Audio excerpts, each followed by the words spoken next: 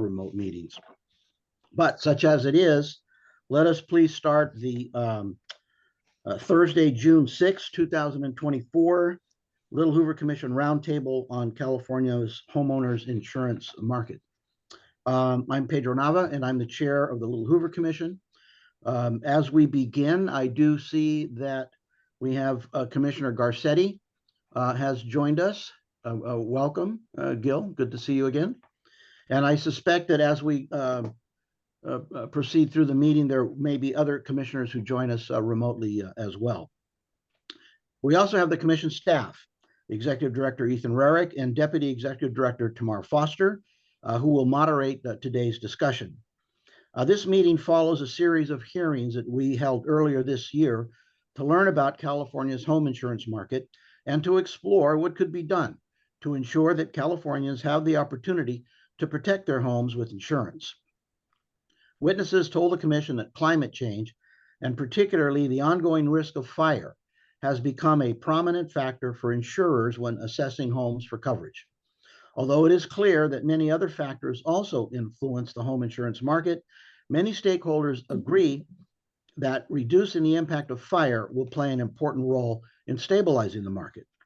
In fact, there was a news story that came out today regarding one insurance carrier who earlier said they would not be insuring in California, but who changed their position, provided that the coverage did not include protection for fire, and thereby asking the homeowners to secure coverage for fire damage, and there's my cat, from another source. We heard that many Californians have invested time and significant resources to fortify their homes against fire. Yet there's no guarantee that these efforts will result in insurance coverage in the admitted market. And some of those who have made these investments still must turn to the FAIR plan as the insurer of last resort. Now, building on these conversations, today we'd like to explore opportunities for the state to better align the interests of homeowners, communities, insurers, and government around protecting properties and reducing fire risk. Our goal is to generate ideas about actionable steps the state could take to restore insurability and stabilize the home insurance market in the long run. We will not strive for consensus on any particular topic. We value hearing the rich discourse among all of you to better understand the benefits, challenges, and potential ramifications of any specific action. I want to thank our participants for sharing their time and expertise with us. Before we launch into our discussions, I'd like to ask Tamar to go over some housekeeping issues for our conversation today. Hi, Tamar. Hi, good morning. Thank you, Chair Nava. Great to see you. And thanks to everybody for joining us today. I'd like to quickly go over a few guidelines. Oh, and let me please acknowledge Commissioner Dion Aroner has just joined the conversation as well. Thank you. So I'll quickly go over a few guidelines for today's meeting. For the participants and commissioners, you may please turn on your video. Your audio and video will be enabled throughout the duration of the meeting. However, we ask that you use the mute feature while you're not speaking. Please use the raise hand feature to indicate that you would like to speak, and we'll just call on you when it's your turn. We've also opened up the chat feature here so that you may share resources throughout the discussion. Any links that might be useful to websites or various documents referenced would be great to include if you choose to. The chat will be visible to members of the public who are also watching the conversation, though they will not be able to contribute to the chat. For those who are joining us online and following along online, the public will be muted for the duration, but we will close today's session with a public comment period, as is traditional for the commission meetings. We also have posted an agenda and list of participants on our website, and we are recording this discussion and we'll post a video on our website and our YouTube channel. So now, if I may begin, Commissioner, with the topic at hand. Tamar, if I may briefly interrupt, I would just note that Commissioner Byer has also joined us, I believe, from an airplane, perhaps. Yeah, oh, thank you. I'm sure it's his private jet. Thank you. I didn't see that. Welcome, Commissioner Byer. Excellent to have you here today as well. All right. Well, let's jump into the conversation. Let's begin with a discussion about what it would look like for California to have a common data set of information about fire risk and mitigation. I'd like, as part of that conversation, to consider who would benefit from such a pooled data set, what data should be included, where should it be housed, and who should have access. So again, I'll just let the participants know here we'd welcome your comments, and just please feel free to use the raise hand feature if you'd like to speak. All right, I see Nancy Watkins. But there we go. Nancy, you should be able to speak now. Thanks, everyone. Can you hear me okay? All right, so I'm going to see if I can lower my hand.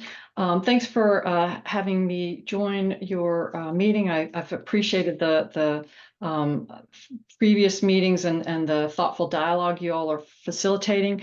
I am an actuary with Milliman in San Francisco. I'm a resident of Orinda. I have one of my insurance companies dropped us when they left the state. The other one has given us notice that we are getting non-renewed next year. So I'm one of the folks who is going to be scrambling for insurance next year as well. I'm an expert in property insurance availability and affordability, and have been working for the last couple of years with Chief Dave Winokur and former Chief Frank Frievalt on trying to bridge the gap between actions by communities to mitigate risk and actions by insurers to underwrite and price risk. That's our major focus. And some of the things that we have been working on, really all of the things are to align the various stakeholders, the fire services, communities, residents, insurers, and the government agencies that are tasked with having California be a safe, sustainable place to be. So I started floating this idea of a WUI data commons about 2.5 years ago, and have done about 30 or 40 presentations on it now. And now we've got some work to share with the commission. If you would like, I can quickly go through some slides that'll walk you through the idea and give you some information about our progress. Would that be okay with everybody? All right. I'm sharing my screen. Let's see if it's. Sorry, let me make sure I am sharing the right screen. Nancy, just maybe in the interest of time, if you wouldn't mind maybe emailing the presentation, and then we can just share it with commissioners and post it online. Absolutely. If you want to just discuss the high points. Sure, that's fine. Well, the idea is to, I guess, to your question about who would benefit. The idea is to enable data capture at scale across WUI communities. Essentially, we have an issue right now where insurers do not understand enough about the wildfire risk to put as much of their capital at risk as we need them to in order to transfer that risk. So this is not just the case for insurers, it's for reinsurers as well. So generally, availability of insurance is predicated on insurers being able to manage and measure the risk. But for wildfire, the risk is very hard to model, and it's maybe the least understood peril, in part because of the interplay between parcel level and community level risk.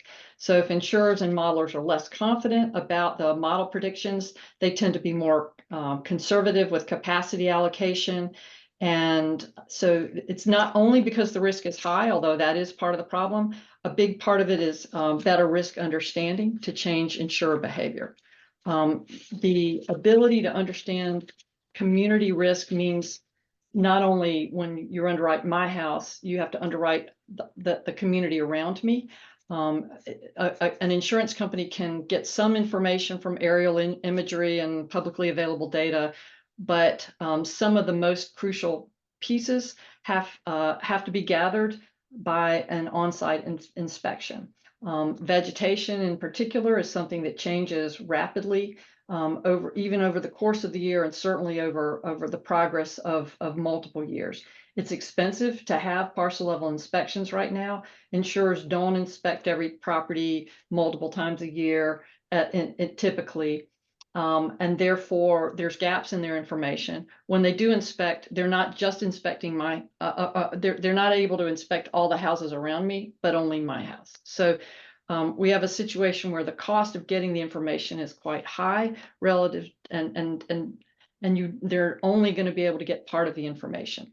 So the WUI Data Commons is an effort to facilitate better understanding of the risk and actually better transparency, because the idea is not just for insurers to pool their own data, which is part of it, and it will drive the cost of the inspections down, but also to make the results of those inspections available to individual homeowners for their own inspection information, to community planners for FireWise groups, for local fire chiefs, for CAL FIRE, and for the government, maybe for the federal government, just whoever's in charge of managing fire risk and driving it down will need access to some level of information. So the idea is to gather parcel inspection data from not only from insurance inspections, but perhaps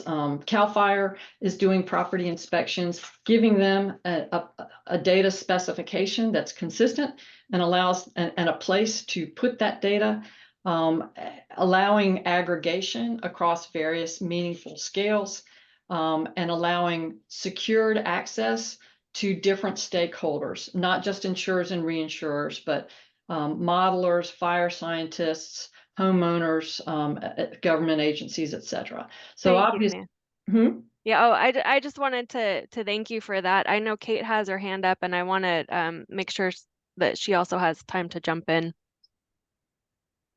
Okay. Sure. I mean, do you want to know where we are on the process? That would be great. Yes. Okay. So IBHS, which is the insurance research group for home safety, hired us to do a first phase investigation of this idea. We concluded it in January. We did a webinar, which is publicly available. I can put it in the chat.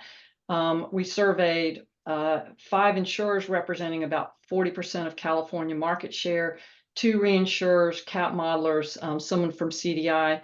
We got overwhelmingly favorable responses. Companies said, yes, there's an information gap. Yes, they don't have confidence in their wildfire understanding. And yes, this would help solve the problem. We have created a sample data specification, and we got information about how much detail that they need and what they need. The next phase, which we've got a proposal out to a philanthropy group, is to determine the success criteria for governance for other stakeholders buy-in. For example, FireWise groups, CAL FIRE, et cetera, interviewing the other stakeholders and making sure that they're comfortable with how the data commons is designed and where it is held, and just finding out what do they need for this to be successful. After that, we would identify 3 or 4 top carriers to contribute their data and start building it out. We would need funding. A lot of questions need to be answered, but I do have a lot of confidence that if we make this work, it will really drive down cost, drive up understanding, and increase transparency and decrease risk. Thank you. Thank you. Thank you. All right, I see Kate Gordon with Cal Forward has a hand raise. Thanks so much. And Nancy is, of course, the true expert on this specific issue, so really appreciated that context. I'll just share a couple thoughts from my perspective as the former head of the Office of Planning and Research in Governor Newsom's first term, as well as now the new, as of 2 weeks ago, CEO of California Forward. Shared data is so critical to this conversation. And I think shared data in a couple of different ways. One is shared and consistent data on the risk of wildfires from climate change. I was really surprised when I was at OPR that the state does not use consistent climate risk data across agencies for planning purposes. There's attempts to get at that, particularly through the California Climate Assessment. That has very inconsistent funding because it's one of those things that gets dropped off when the budget isn't great. But the assessment ideally should be using the best data on climate science, best climate science data, of which there's very good data now. The advent of cloud computing and just phenomenally better data than a few years ago on what that risk looks like. We should be not only collecting that, having best in class, but also using it across our agencies and industries. So consistent data on the projections between the government and industry. I think that potentially SB 261, which is the climate disclosure law that passed, Henry Stern's law, could help get to that consistency, because that will require industry disclosure of physical climate risks to infrastructure and installations. And we should be just using that consistently across planning, because right now the state agencies are all using different climate models, and that is a challenge. The second piece I'd point to is consistency around. Sorry, my dog is joining in. Land use and what is a high risk area. Nancy talked about this, but just consistency across state policies and how we think about infrastructure, housing, transportation, economic development, planning on where to build and how to maintain our infrastructure based on those high risk areas. Having a consistent idea of what that land use planning looks like, not just at the state level, but also consistency across local general plans, hazard mitigation plans, would be incredibly helpful. Again, we have many different people using many different models. And then I'll just say, this isn't just about data for risk, it's data for opportunity. At California 4, we do a lot of work to support regions in developing their economic growth strategies through the California Jobs First program. And every region that has forested areas is looking at using woody biomass from fire mitigation and forest clearing for things like building materials, for sustainable aviation fuel, for economic opportunity. Those areas need consistency of data on what's available, what kind of biomass, how's it being collected, where can they get it, how is it being processed. That's also not consistently shared today. So I guess just wrapping up, fundamentally, I would just say consistency of data is critical. Some of that may go to a larger point that I made during the public meeting on this, which is that might require some actual governance change to get to some level of consistency within state government around planning. We don't really have a consistent planning agency right now, and we may want to think about that. But fundamentally, we need to be thinking not only about reducing current risk of the 11 million Californians living in these areas, but also thinking about actually reducing our future risks, so we're not continuing to see these escalating costs of insurance, escalating costs of electricity resilience for our transmission system. These things are going to affect the state budget, affect our homeowners budget and business budgets. And I think we do need to be thinking both about the current built environment, but also planning for the future. Thank you. Thank you, Kate. I've got Laurna and Sarah, and then a few others as well. Hello, everyone. I'm Laurna Castillo. I lead our state product management department here at CSAA Insurance Group. You guys might know it as a AAA branded insurer. So CSAA, we have been in California insuring properties for decades. We're one of the longest standing property underwriters for California. We mostly serve the Northern California region, and then our AAA Southern California friends insure the Southern California. We are headquartered here in the Bay Area in Walnut Creek, and many of us and our executives live here in California, including myself, actually in Livermore, pretty close to one of the recent wildfires that we had, unfortunately. And so I just wanted to kind of chime in as from an industry perspective. CSAA, we are unique in that we are looking to really lean in to be part of the solution here. And from my perspective, as we're thinking about data and data commons, one of the kind of challenges that I think we'll have as we go along this journey is letting perfection get in the way of progress, right? So there's the aspect of all of this data, and there's so much data out there, right? How can we think about, yes, data for understanding and risk management, which obviously insurers, that's what we do, that's our bread and butter. But then there's also data around what's within our immediate control to actually affect change today, right? So when I think about that, right, individual property and actions that consumers can take, how can they get that education, which I know we're going to talk about a little bit later, but also, once they've taken that action, right, it doesn't just go into thin air, right? Everybody can know that they've taken that action, that they're maintaining it, and utilize that as we think about the broader risk and individual property risk, right? So how can we think about, not boiling the ocean for hundreds of different, probably thousands of different variables that can go into understanding the risk, and really prioritize on immediately controllable things that people can do, and we can share that data to make some progress. From our perspective in the insurance industry, right, there's this element of individual property hardening as well as the community. And the community part is where it starts to get a little bit less controllable, right? Because I cannot control what my neighbor does in terms of mitigation. And that is part of the solution, but it shouldn't get in the way of the fact that I do have things that are in my control. I can cut down my, harden my home, cut down my trees and shrubs, etc. So we have some ideas in terms of where to start and how can we start to affect change, especially as we collect data for individual properties. One of those being, if we think about communities, right? If you're within 40 feet of another structure, maybe the requirements for hardening that home is a little bit higher, right? But if you're more than 40 feet away from another structure, perhaps it doesn't need to be as high, right? So when we think about IBHS Prepared Home and Prepared Home Plus, Prepared Home is actually much more easily attainable.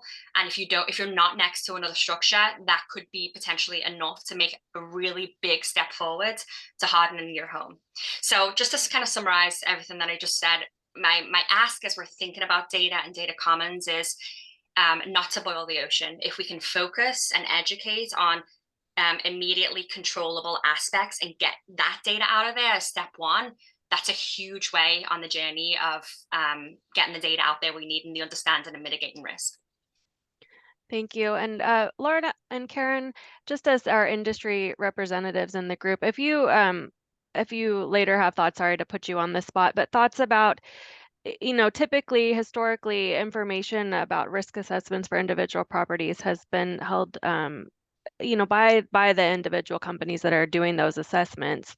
And so how can we think of as a state, to pool this formerly proprietary data and share it? And, are there better ways maybe to do that than others? Who should own it? Just thoughts on that for you both and for others in the group as well. So I'll just throw that out there. Yeah, that's a great question, and I'll pass it over to Karen after I give my perspective from CSAA. I mentioned that we're looking to be part of the solution, so we're not in a point where we feel like any of this data should be proprietary. It's a societal need. It's not just insurance, right? It's people's livelihoods. It's whole communities and schools, and just so many different things go into this. It's not just an insurance thing. So from our perspective, we don't see the need for any kind of confidentiality as we're thinking about this. However, kind of to my point earlier, there's different companies looking at different solutions and collecting different types of data to different extents, right? So the extent that we are looking to pool this information, my guess is even if we did that tomorrow, I'm not sure it would be 100% useful. Rallying around one common, like these are the top 5 things that we need to do. Perhaps it's IBHS Prepared Home. And if we can, along with insurance companies, communities, I see we have some local fire chiefs, right? If we're all saying the same thing, this is what needs to happen, and these are the implications, and here's where we store the data, that would be the enablement of the effectiveness of us kind of opening and sharing. And I'll let Karen speak to other insurance companies. And I know there's specific companies, especially modelers out there, where there is a proprietary need for confidentiality because that's their whole product. But for CSAA in particular, I think that we are certainly open to sharing for the greater societal good. Thank you, Laurna. And now I have Sarah and Karen. next. Thank you very much. My name is Sarah Hurd, and I'm from the Nature Conservancy. We are a conservation organization and a leader on advocating for and using forest restoration to reduce wildfire risk. And we've been really vocal on the ability of forest restoration to act as a mitigation tool to increase insurance affordability and availability. And this can happen at the community scale, but also at the landscape scale, which is deeper in the forest. And so we are a science-based organization. We agree that data is available or valuable, but it's also in some cases already available and ready to be accounted for in insurance models, both on the underwriting and the pricing side. So the state of California is spending billions on treating communities for reducing wildfire risk by reducing hazardous fuels. And they have launched a treatment dashboard that's tracking the expenditure of all of these funds. I can put the link in the chat. And so while I agree that the availability of data is important, I also really agree with the prior speaker's point that let's not make the perfect the enemy of the good. We do have data out there and we should be using it. And so the state's dashboard has data at the landscape level. In some cases, it has it at the community scale. It's out there. Let's start using it. And TNC has been really involved with the Department of Insurance in making sure that mitigation is accounted for in any catastrophe models that are allowed in rate setting. And so the landscape scale treatment dashboard is an example of how we can already pull that in. And we have shown that that's possible. We've worked with Willis Towers Watson. Our Moody's RMS has also shown that it's possible. So I would urge us not to wait.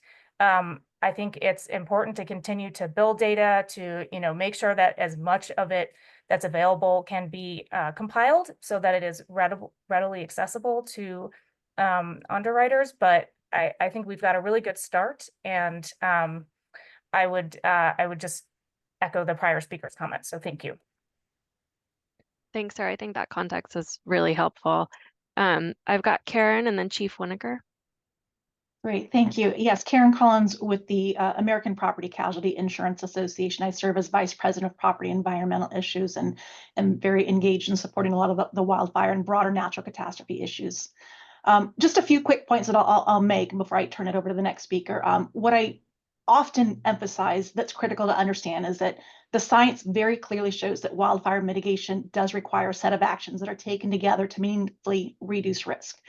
And what's also unique to the wildfire peril is that among these actions, defensible space must be an ongoing effort, and it needs to be done at community scale. This is very different than other perils like wind, flood, and tornadoes, and poses definitely some very unique challenges for insurers in how they need to verify wildfire mitigation, which in their role would be in turn to provide an appropriate risk-based rate or premium credit discount for mitigation efforts. So when we talk about, what is the role of insurance in this, there's a need to identify this, and it's unique because of this community scale and the cost and the complexity of that verification as an ongoing effort. It is, again, it's uniquely different. And so we as an industry are often looking for opportunities to find better strategies, more efficient, cost-effective ways to achieve these outcomes. Insurers often will look to external third-party vendors to help in filling some of those data needs, whether it's a catastrophe modeler or other service provider. And so having a shared data set among many stakeholders often can help benefit not just insurers, but many that are in the space of trying to understand where resilience exists. One example that we've had in different conversations at both state and federal levels is that certainly the fire suppression community, there is a need to know where are the weak points in the community, where are embers going to spread and create the most impact with the spread of conflagration events. And if we know those, there could be a potential greater fire response to try to respond to these more weaker points. There are also opportunities within the financial services industry. from a real estate perspective, if there are properties that are mitigated, there's value and benefit to that can be reflected in real estate values. And so the more shared data set, there's opportunities in a number of different areas within the entire broader property development value chain. So it's not just an insurance issue. We tend to be at the end of that value chain, and we certainly do leverage that. We are a data-driven industry and continue to do so and invest heavily in that. But there are so many other opportunities and touch points along the way for public policymakers, fire suppression officials, others, construction, real estate, financial services, all that can benefit from that information and then start to incorporate that in our response. So I'll leave it there and turn it over to the next. Thank you, Chief Winiger.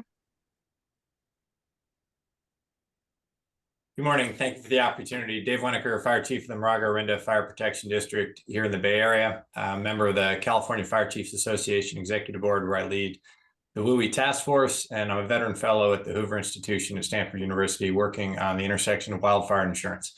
To Kate's excellent point as she began, there's an understanding of climate change and a need to account for climate change in all things we do. I think there's also a need to subdivide our accounting for climate change into two very distinct buckets when it comes to wildfire. One has to do with landscape level issues and restoration of forest health. That is a long-term project to which I have very little to add, and there are a lot of very smart people that are doing great things. There is an associated problem of the wildland-urban interface and the loss of homes at conflagration level scale when exposed to wildfire. And I think those are two very related but distinct issues, in that there is a future, a fire-adapted future, recognizing that fire is a feature, not a bug, of the California landscape, that our WUI communities can be prepared to receive fire so that they may be in or adjacent to a fire perimeter without experiencing conflagration level loss. And the sooner we achieve that, which is far, the path between here and there is much shorter than the path to forest health restoration. The problem is much more approachable, and there are many more people, the residents of those homes, that can be recruited to this task. And the sooner we achieve at this fire-adapted future state for our WUI communities, the sooner we can begin to make more aggressive, widespread use of managed fire as a landscape restoration tool. And I think that's an important element both for the landscape restoration and for an understanding of the manner in which data about the survivability of homes, specifically having to do with the defensible space and the home hardening measures that are present, very difficult to do from a remote sensing standpoint, as Nancy alluded to. That's a distinct and sub-element. And then to Laurna's point, over control of your neighbor's conditions. If you have carried out all of the mitigations that are recommended by the California Department of Insurance Safer from Wildfire Framework or the IBHS Wildfire Prepared Home, and your neighbor's home is 25 to 50 feet from your home or less, it is very likely that your mitigations will be overwhelmed. But that's something that the resident doesn't have control over. But as a fire chief, I have absolute control over that through enforcement. And the sooner we are aligned around the core mitigations that matter, the science-based, understood elements that all parties agree to, and the sooner those are enshrined in either state fire safe minimums or local amendments as allowed by PRC 4117, supported by finding of fact, the sooner we can begin harnessing all of the energy that's occurring at the local government level towards this the shared goal of adapted communities and a shared understanding of the conditions on the ground. And today, there is a significant gap between state fire safe minimums in PRC 4291 and Government Code 51182 and the standards that are called for both by the IBHS Wildfire Prepared Home through private certification or recommended in the CDI Safer from Wildfire Framework, meaning that the finite amount of energy and resources we have to put against mitigation at the community level, some of that is being squandered on mitigations that fall below what the science recommends. And I think that's very dangerous because not only is there a finite amount of energy and money that can be put at this, but when we use it in a way that is not efficacious, we lose community support where people say, wait a second, I have done things. I have carried out these performance-based things. Why am I not seeing changes in my outcome? And I think that can seriously undercut the support we need at the community level. And the sooner we can align around mitigations that matter and a shared data commons that will allow accurate pricing of risk to reflect conditions on the ground, the sooner we will see adoption and maintenance at scale of the defensible space and home hardening measures we need to create wildfire adapted communities. Chief Winokur, just a quick follow-up question. It seems like you're really talking a lot about, a need for alignment at various levels. And I'm curious your thoughts, and to the rest in the group, how can the state, play a leadership role in helping drive that? It seems like there's lots of opportunity here. What's missing to get us there? I think the most tangible, the closest, the area where there's the greatest gap and we're the closest to resolution is establishment of a zone zero requirement as a state fire safe minimum that matches the fire science. The legislator directed that the Board of Forestry promulgate a zone zero standard by January 1st, 2023. I don't know the details, but that has not yet been published, meaning that state fire safe minimums do not currently align with where the science says we need to remove fuel, so that we create a challenge where a resident can pass a fire district or a CAL FIRE inspection on Monday, and on Tuesday be told they are non-renewed because of the specific presence of combustive vegetation in zone zero. And the gap between those two, I think, that is the most glaring one at the moment. And that is the one that's probably the easiest to address. I see Commissioner Garcetti. Thank you. Thank you, Chief, for testifying, and thank you everyone for testifying. I'm not going to be asking many questions, but Chief, you made reference to core mitigation efforts. And are those core mitigations effort in writing? You have them in your community? Should homeowners associations have them from their local chief? Does it make a difference within your jurisdiction? All right, you have some core mitigation efforts, but they would vary by the tiny parts of communities. It's a great question, sir. So from the top, I think either the CDI Safer from Wildfire framework or the IBHS Wildfire Prepared Home, that represents the best science. And there are details that we will get better at in the future. These will be refined as we get more exposure to wildfire in a community that's done those things, but those are understood today and could be enforced. HOAs can adopt those by CCNR. Local government can adopt them by ordinance supported by a finding of fact. And the state could adopt them via legislative direction and follow-on action by the Board of Forestry to promulgate the requirements.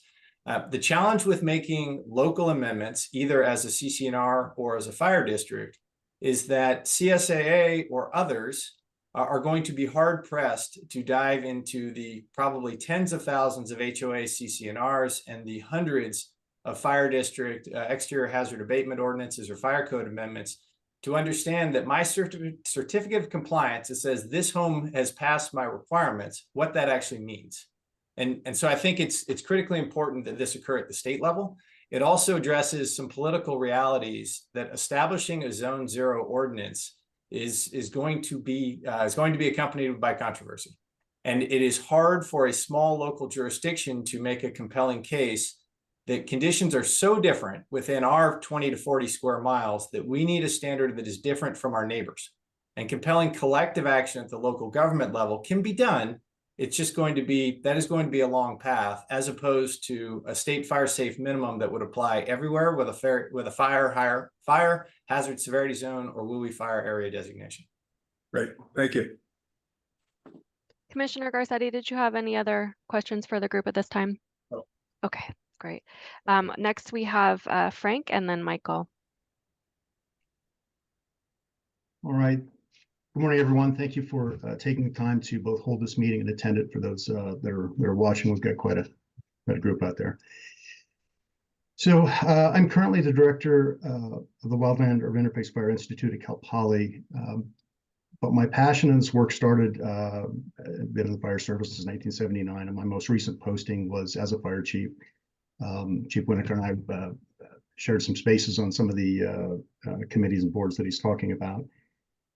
My real introduction into this space was exactly what Chief Winokur described, where I literally did have a couple who passed a defensible space inspection early in the week, and before the week was out, had a non-renewal notice. And it was the first time I realized that the way public safety, especially the fire service, understands the movement of fire through WUI communities. I mean, the physics of fire moving through the community is different than the way that the risk transfer industries have to assess risk and understand how they underwrite that risk.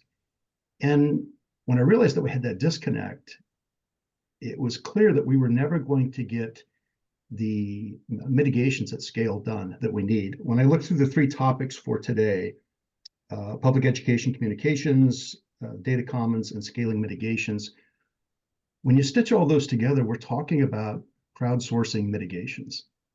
We're talking about, at one kitchen table at a time, families making the decision that it's worth the time and effort to do these, because most people don't have a lot of spare time and money. So they're having to think hard about that.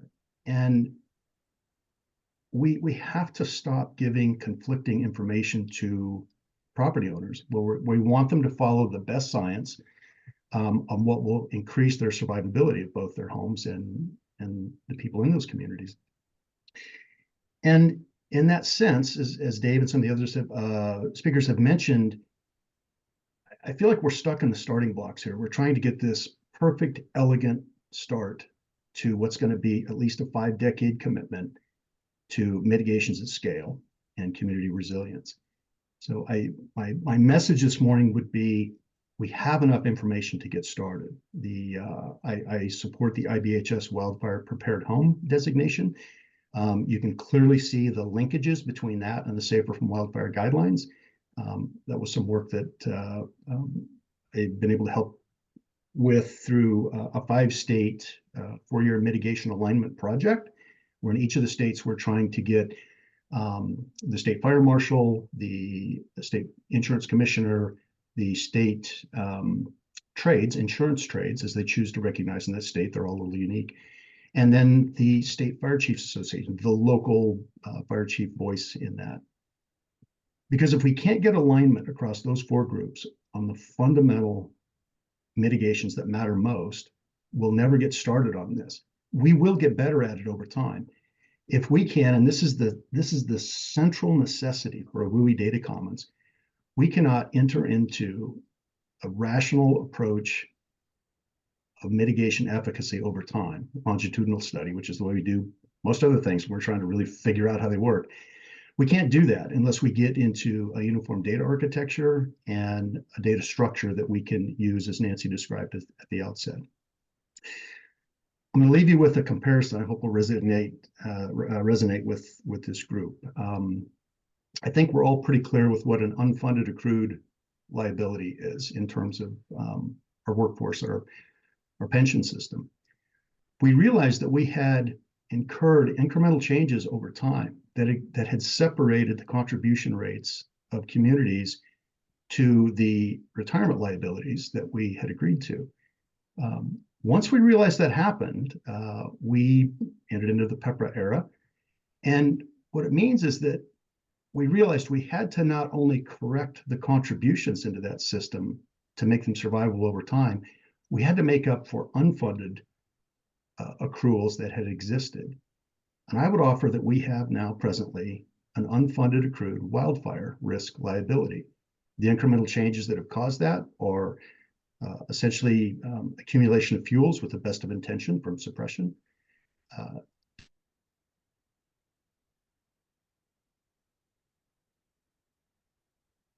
Oh no, it looks like Frank froze there. Michael, let's move to you and we'll jump back to Frank to finish his thought once it comes back online. Sure, thank you. Appreciate it, Tamar. Thanks for the opportunity to be here. My organization manages 30,000 acres of land in Orange County, which has burned 3 times in the last 20 years.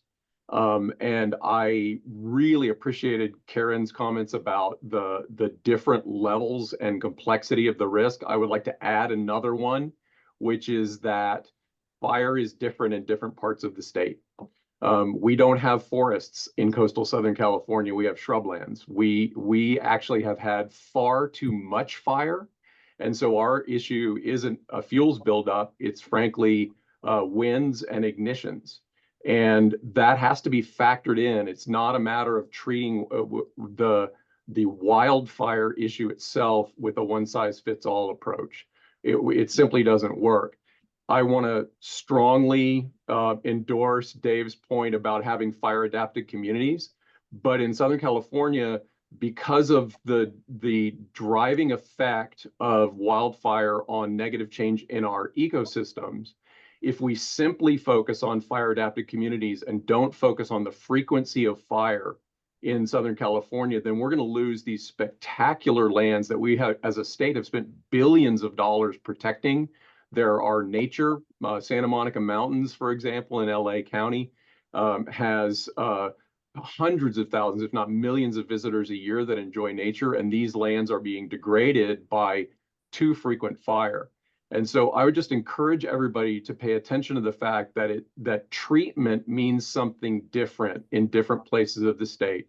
It doesn't mean fuel treatment in coastal Southern California. It means fire prevention, actually, ignition prevention during high winds. And so I think we have to factor that into our risk models. And we also have to look at that as an important component of whatever comprehensive solution we do. It's not a one thing, and it's not a one size fits all. We have to stop ignitions, we have to harden homes, and we have to work at the community level on strategic fuel modification. And if we don't do any one of those three things, then we're going to lose anyway. We have to do all three of those in our region. Thank you. Frank, I wanted to go back to you because you were making your closing points about what we needed to do and the internet froze up. So I want to give you a chance to finish up there. Yeah, my apologies. I had to find a couple of extra quarters to feed the machine here. So anyway, the point was that we, as we look forward, we will always need suppression because the conditions that we're facing are obviously more extreme than we had in the past. We're always going to need regulation, and we're always going to have some kind of a pricing signal related to risk in this space.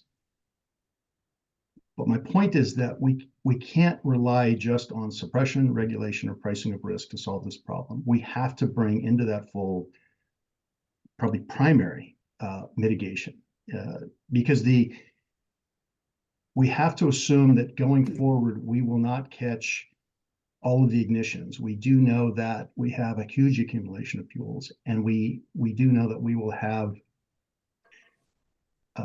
periods where those are going to come into alignment during extreme fire conditions. That's where we're going to have the conflagrations. And if we're going to stop that sequence, we have to start longitudinal analysis of mitigation efficacy. We have a great starting point. We need a data commons to make that study longitudinal and rational and be evidence-based.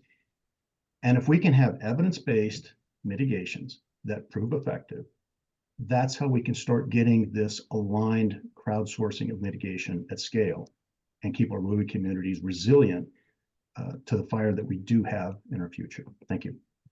Thank you. All right, let's move on to, this has been wonderful and I appreciate it.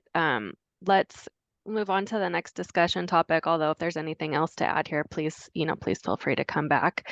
I'd like to talk now, and this came up a little bit, about improving our messaging and communication to homeowners about the fire risk that they're facing and what they can do about it.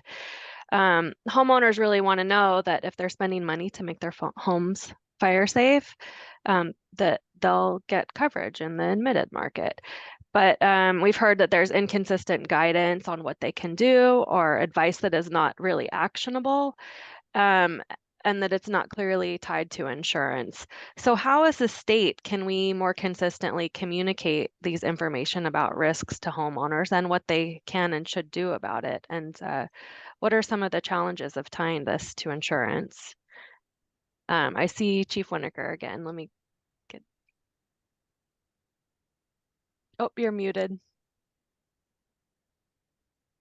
There we go. I'm sorry. Just very briefly, I think it's an excellent question. I'm very interested in what the rest of the panel has to say. I would point folks to the comment in the chat that Laurna Castillo put out. Laurna, not to call you out, but this is exactly what we're looking for. And I think it speaks exactly to your question. What can be done? Well, a major carrier is saying if we do things to the IBHS Wildfire Prepared Home Standard or to the CDI Safer from Wildfire framework, that is at a community scale. That is something they would like to write policies in. I would say, this would be music to the ears. This is music to the ears of the residents of my community who are saying, how do I get insurance? After 22.7% of Orinda homeowners discovered they were being non-renewed last month. That qualifies as a crisis in this community, and a community that's done a great deal. And having a clear pathway between an established standard and an admitted carrier's willingness to write policies, I think that speaks to exactly where we need to get. But I suspect Alistair would have some useful context to add to that, as this is his program. Let's stick with this for a minute. Karen, if you'd like to make your comments. Yeah, the challenges of the insurance market right now are really there's twofold challenges. We have challenges of insurance affordability and separately challenges of insurance availability. And these are unique challenges that we're seeing really across the broader US, but they're very, very pronounced here in California. We clearly have catastrophic risk. Wildfire is a big part of it. Most recently, we've had a lot of atmospheric storms that have resulted in a lot of wind-related losses as well. Insurers are facing a lot of difficulty with the costs and recent losses.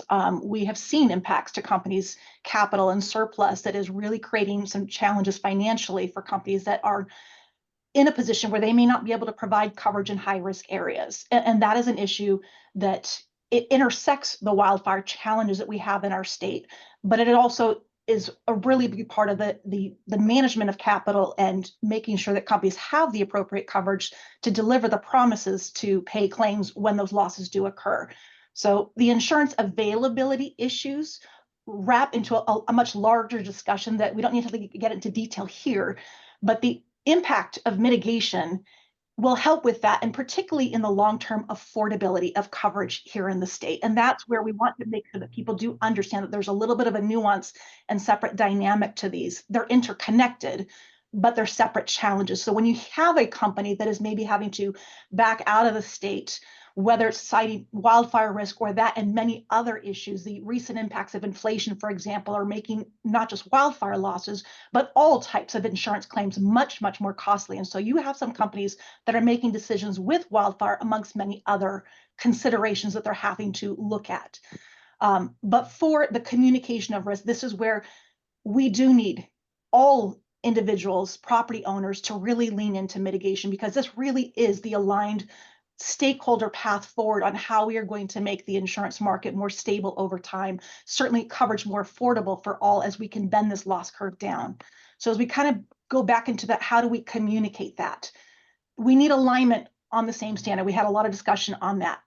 From an insurance industry perspective, we look at it from what does the science say? So from an industry perspective, we are very heavily looking at the IBHS research, the Wildfire Prepared Home Program. If they can achieve the Wildfire Prepared Home Plus designation, even greater level of resilience.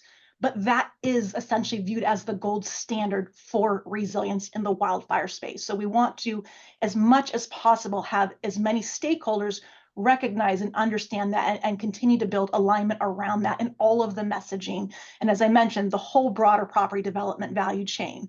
We as insurance companies are at the end of that, but it starts with land use planning. It starts with the building codes and defensible space codes and ordinances are adopted. And then also from there, how the mortgage industry, the realtors, the banking financial services industry, all of that should be consistent in the communication of risk itself. California's actually done a really great job with that. We are, as a state, compared to many other Western states, leaning into that with a number of great solutions. We have the Chapter 7A codes, but we are building into that more with the defensible space ordinances, and I'll let others speak to that. But we've also incorporated disclosures within real estate transactions and the enforcement of defensible space in those real estate transactions. There need to be many touch points along the way that, again, all point to the same research and science standard. And so we as an industry are trying to encourage more of that and support for that.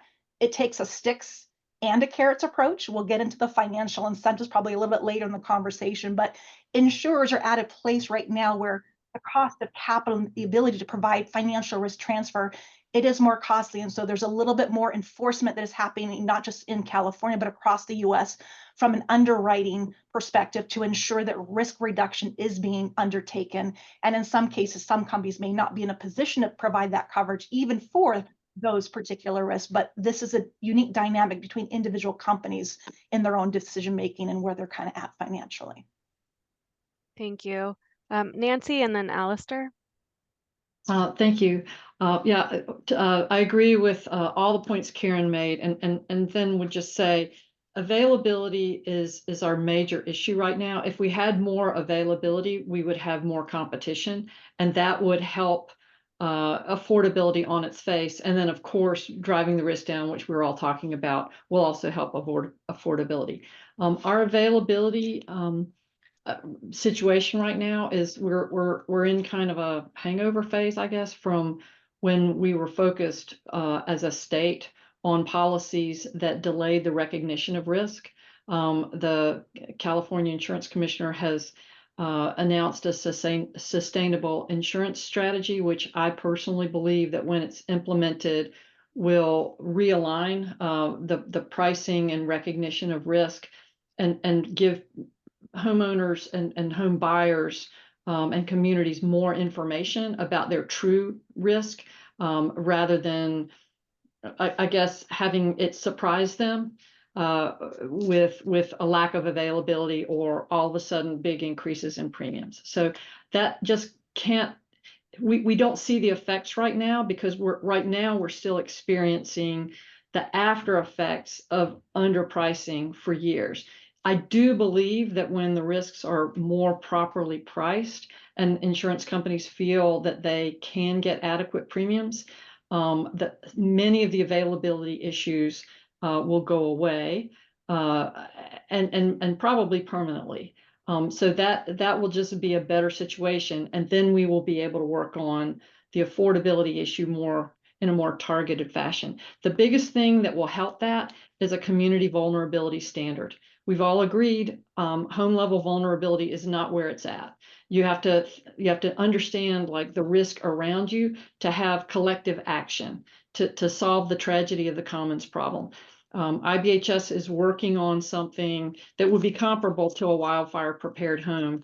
But as Michael pointed out, there's no one size fits all. If you made a simple answer, it probably wouldn't be science-based, so it's tricky. We've been doing a lot of work with pilot communities like Rancho Mission Viejo, Paradise, to do a better job with modeling and data and push the science forward to give insurers more information than what they have, which isn't really sufficient for all these mitigation cost benefit analyses we want to be able to do. Models are the way to go. They just need to evolve to get there. And the data commons, once again, that's an essential part of all of this evolution. So thank you. Thank you, Nancy. You forecasted something that I'm hoping we can dive into a little bit deeper later about how do we talk about a community standard and what that looks like. But with that, Alistair, and then I've got Chief Berlant. Thank you. Thank you, Tamar. I want to give you a view from the trenches of trying to get homeowners over the line to get a designation for whatever purpose they are trying to achieve that. We designed the Wildfire Prepared Home Program, launched it in 22 at the parcel level as a first step. As my friend at CSAA noted, we have to take practical steps, one step at a time, to kind of build these things. Ultimately, going back to the data commons piece, I do see that as an end state, and there are various opinions about how you get there. Living in a practical place that I live in every day, I tend to favor an incremental approach, but that's not to say that that's the only way to do it. And the good people can have good debate about that. But I want to talk about there are policy implications from what homeowners understand today, and I want to kind of just chart that landscape for you. We see a couple of hundred homeowners come into our application process every week. They come in for various reasons. They may be motivated by their insurance company, they may be motivated by the need to mitigate, they may be motivated by any number of factors. And I would say that roughly they fall into three equally sized buckets. The first one is, I just want a designation. I don't want to do anything other than write you a check. So I'll write you a check, and then I'll send you endless number of emails saying, where is my designation? That's bucket number one. Bucket number two is I apply and I submit pictures of my zone 0, and I get an email back that says, hey, you've got work to do. you've got work to do before we can do an inspection of your whole parcel. Half of homeowners, I would say roughly, that are in that category say, there's no way I'm doing that. No way, I'm done. And the other half say, okay, let's try it, let's see. And some portion of them get over the line. But the general point is there is a lack of understanding of the actions that need to be taken, that homeowners need to take in order to qualify for a designation. And this has been backed up by, there was a report came out from NFPA, it was a social science study of several thousand homeowners, some of whom had performed mitigation and some of whom had not. And 34% of people that had not performed the mitigation stated it was down to a lack of knowledge. They just didn't know what to do. And so getting the message across to people through all of the channels that we have available from a state level down is imperative if we're going to increase the number of homeowners who actually do achieve mitigation. Ultimately, once we have enough of that, and we start to do it at a community level, Chief Winokur's point, then we can start to build up and gain some momentum and perhaps attract some insurers into that mix. Thank you. Chief Berlant.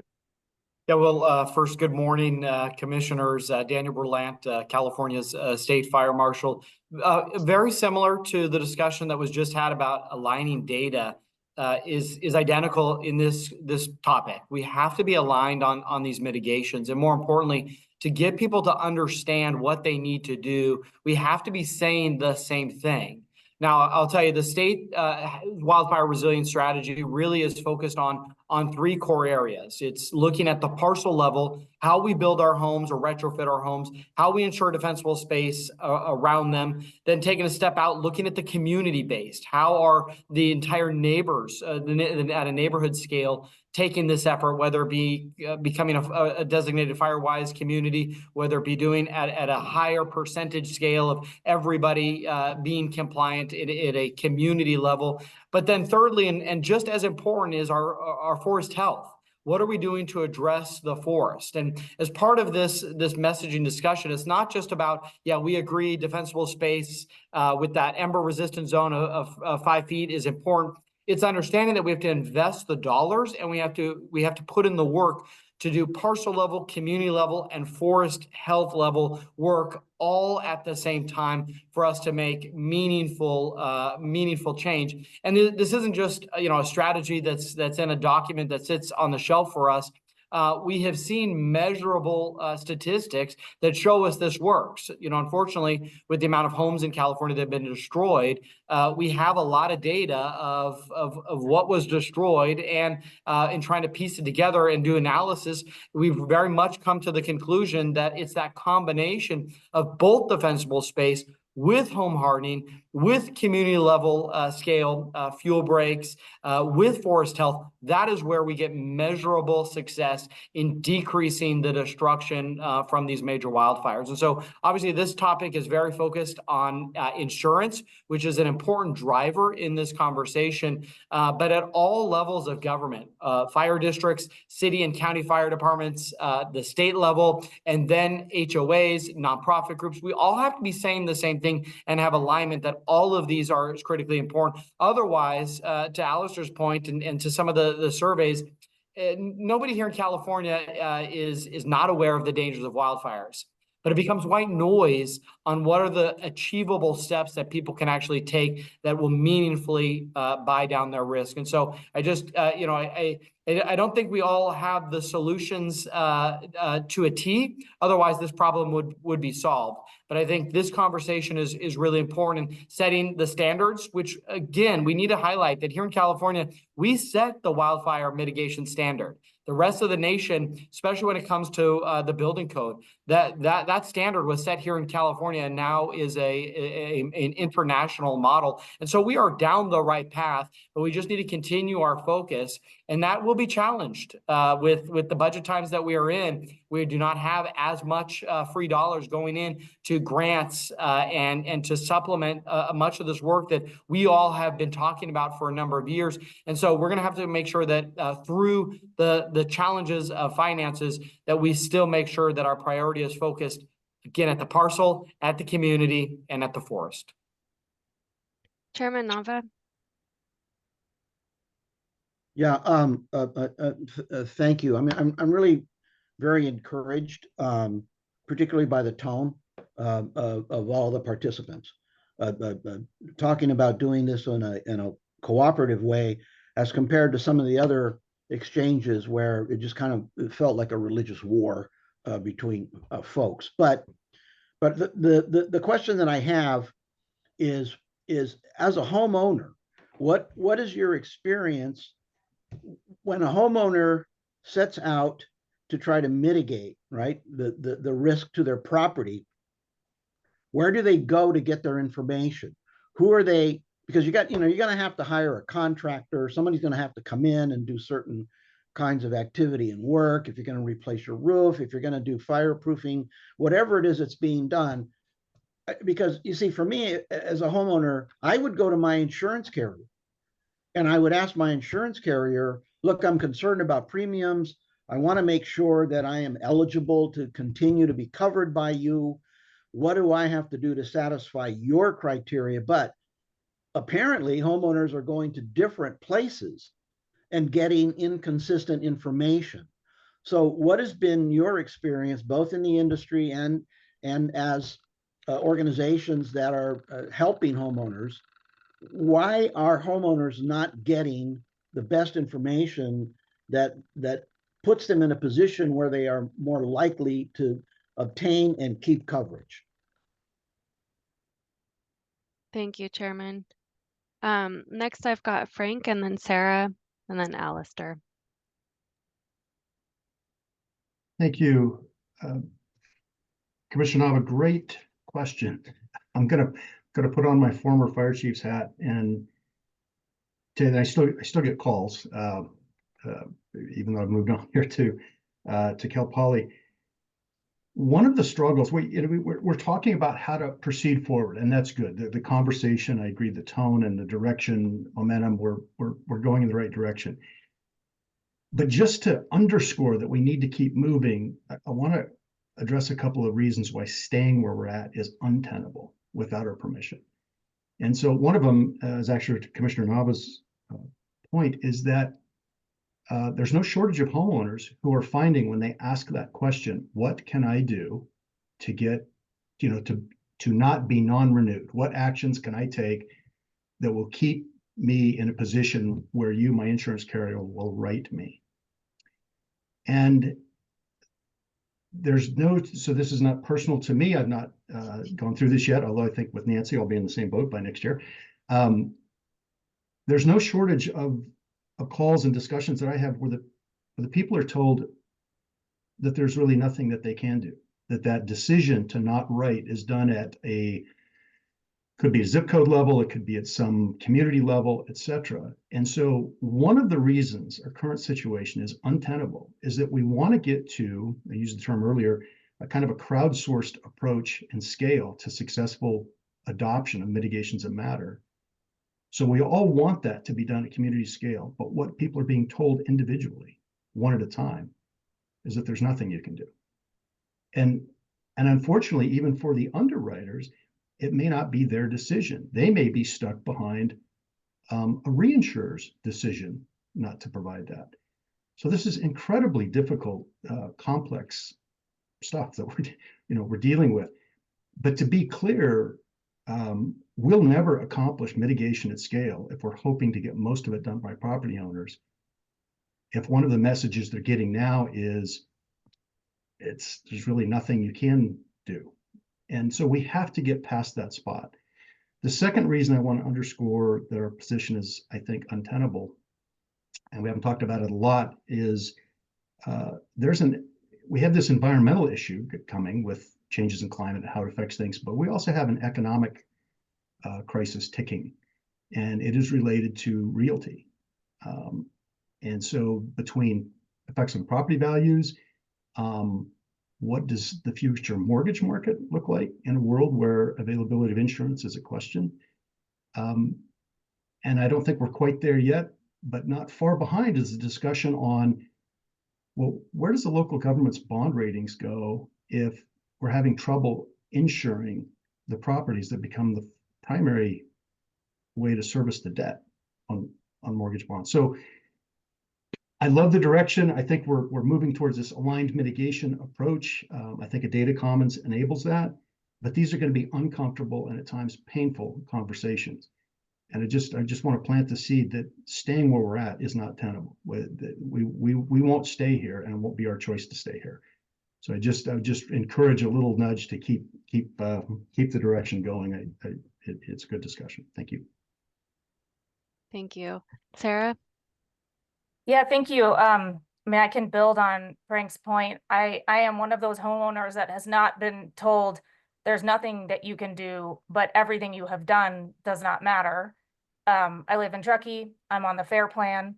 I pay HOA dues. I pay a local property tax. I did defensible space when I bought my home. My HOA dues and my local parcel tax are both for hazardous fuels reduction. So I am doing everything, and it still doesn't matter. But not only that, we are not even having a conversation about the details of the mitigation because that feedback loop is broken. So when I am talking to my broker and I'm talking to, underwriters and the FAIR plan, they don't have the information in their models about the mitigation. And so we're not having that conversation. And I think that's a real missed opportunity for educating both sides, the underwriting community and also the consumers and the brokers. Because I've never had my broker say, well, if you do more mitigation, insurance will be more available, more affordable to you. And Nancy mentioned the insurance commissioner's sustainable insurance strategy, and the catastrophe modeling reg that's been released is a start of saying, okay, well, those models should account for mitigation. And then you can have that conversation about, well, if you're doing more at the various different scales as our fire marshal shared with us, then you should be able to get preferential pricing. But that's only part of the conversation. That is the pricing part of the conversation, because that is what our Department of Insurance and Insurance Commissioner regulates. They don't regulate underwriting decisions, which happen earlier. And so that's the availability conversation of, can you get it in the first place? And so that is the reason why the Nature Conservancy has sponsored SB 1060, which is authored by Senator Becker, which is intending to align with the sustainable insurance strategy to say all parts of the underwriting process and pricing process need to account for mitigation.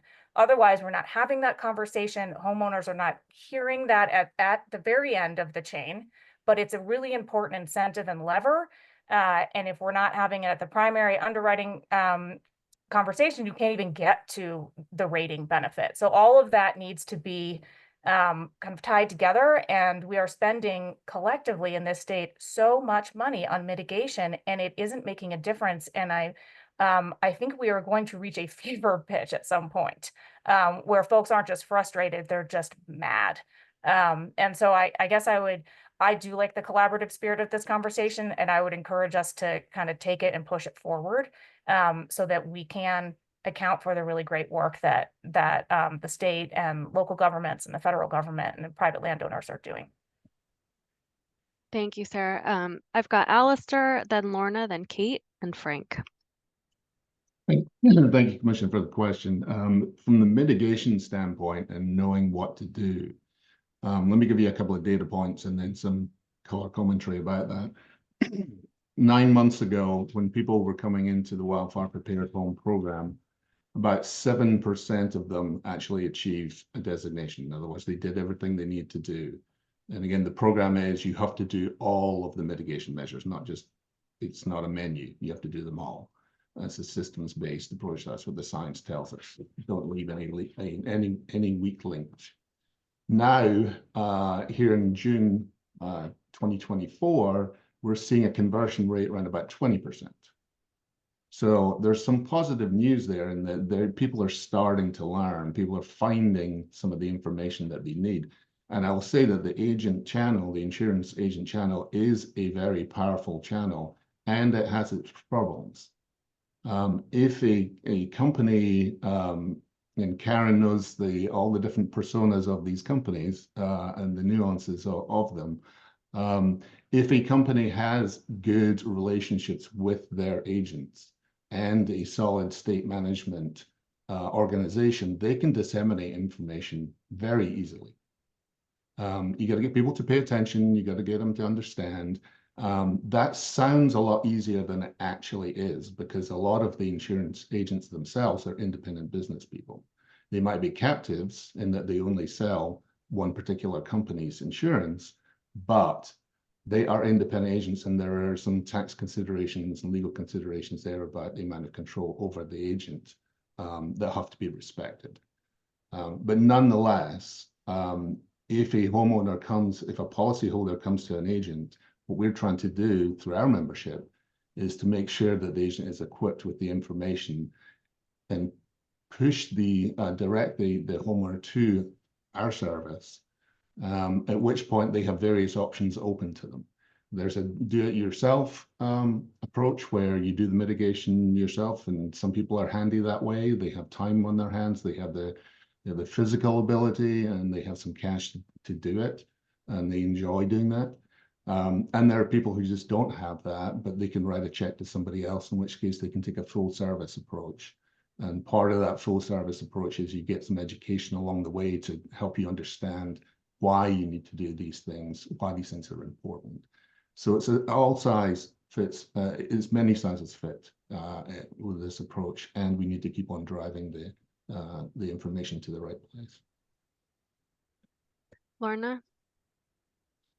Yeah, I wanted to just kind of share a little bit of experience from the carrier perspective around some of the points that were just brought up. CSAA right now, we've been offering a 20% premium discount for properties that do the IBHS prepared home. We are also, and this is currently in market, are offering a guaranteed 3-year renewal for any property owner that does IBHS prepared home, right? So both the insurance availability and affordability side of things. Having said that, we actually have only had less than 5 property owners actually qualify for the discount and the prepared home. So we're offering it, and the uptake is still small. So the question then becomes why, right? And we've had a couple of learnings that might be useful here.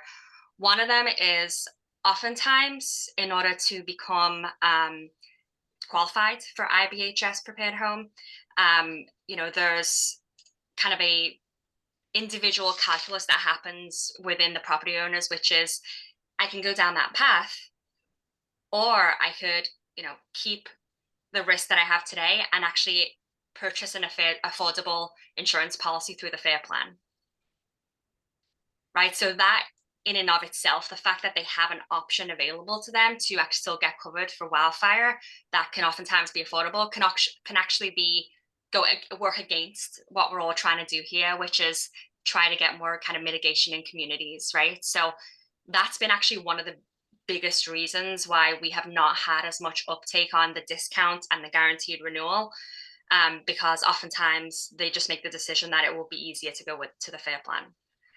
Another is, especially in Northern California here, contractor education and availability is still really, really limited.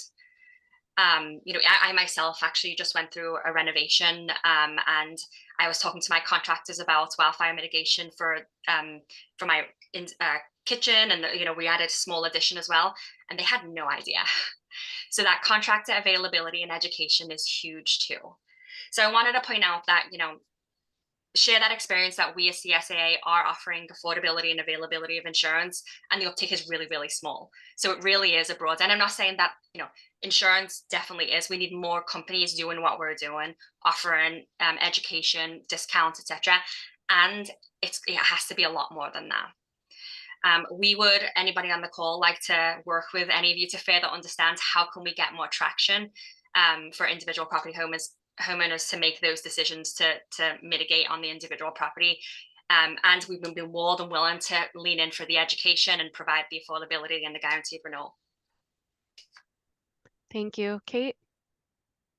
Thanks so much. This might be slightly more relevant to the next topic, but following on really doubling down on what Frank commented on, and just many people who have talked about mitigation as being incredibly important.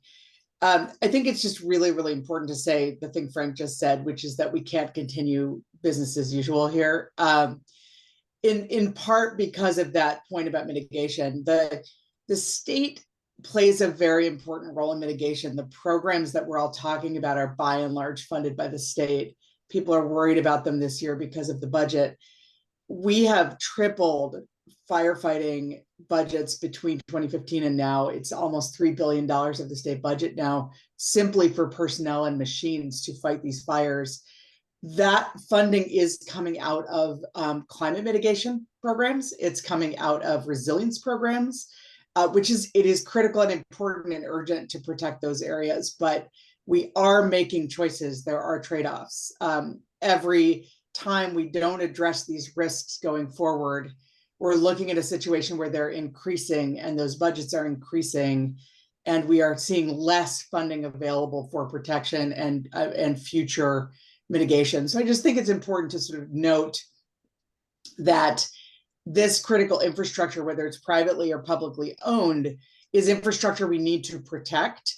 Continuing to invest in these places without a change of strategy in the same way we've been doing in the past is not going to work if we want to continue to have funding in the state budget to invest in resilience and mitigation in protecting these areas that we all care so much about. So I do think part of the communication conversation needs to be, and it's hard, as Frank said, we're bringing up the hard stuff. Part of the communication conversation needs to be about that. It needs to be about the fact that these are socialized costs across the state. The cost of undergrounding power lines is a socialized cost across the state for ratepayers. The FAIR plan is a socialized cost across policyholders.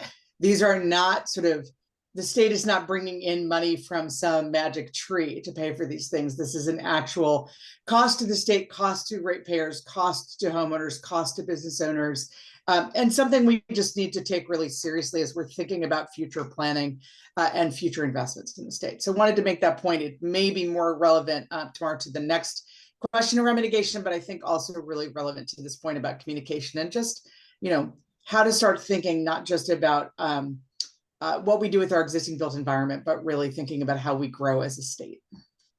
Thank you. Appreciate that. Frank, and then Chief Winokur and Nancy.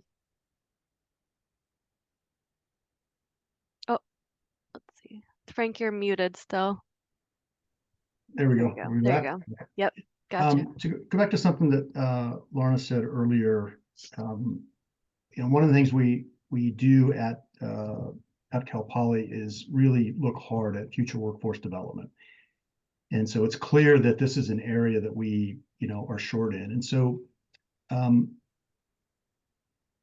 it's always helpful sometimes to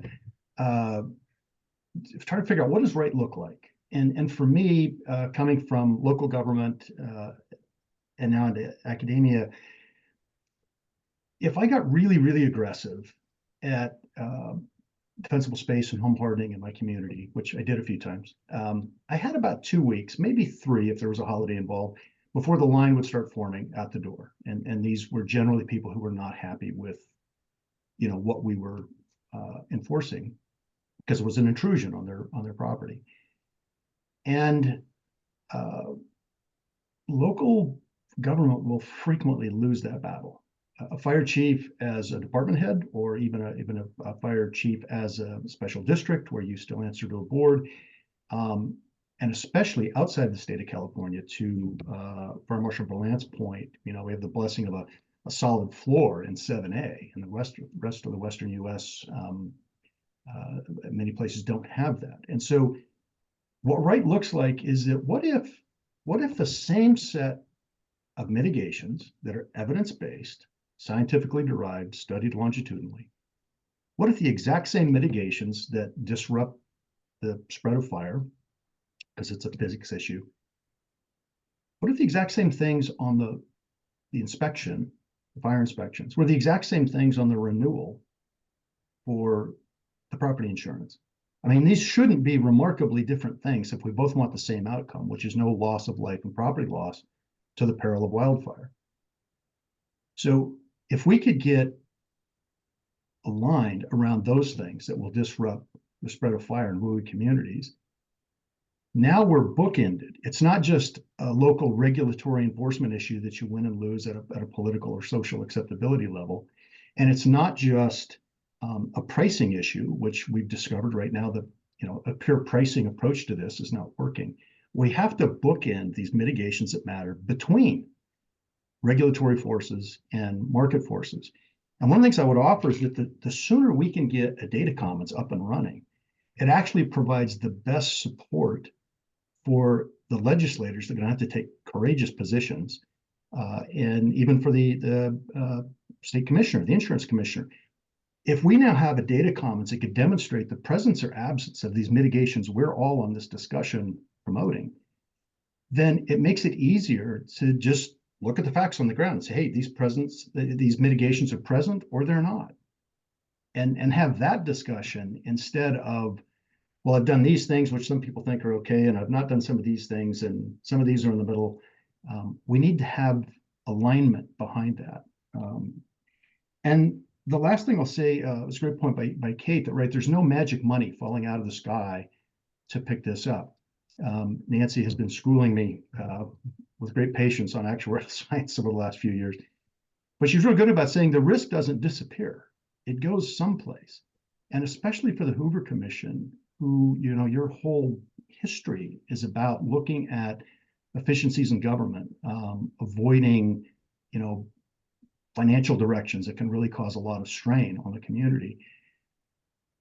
The thought here would be that the best way forward is mitigating at scale. We can't suppress our way out. We can't regulate our way out. We can't price our way out. We need all three of those, but we can't get out of the hole that we're in now by simply relying on those three. We have to bring mitigation directly into the discussion and commit to it at scale, or we'll stay in this space until we have another meeting, because there's another kind of crisis, and it'll either be from a new fire or it'll be from a series of cascading financial consequences.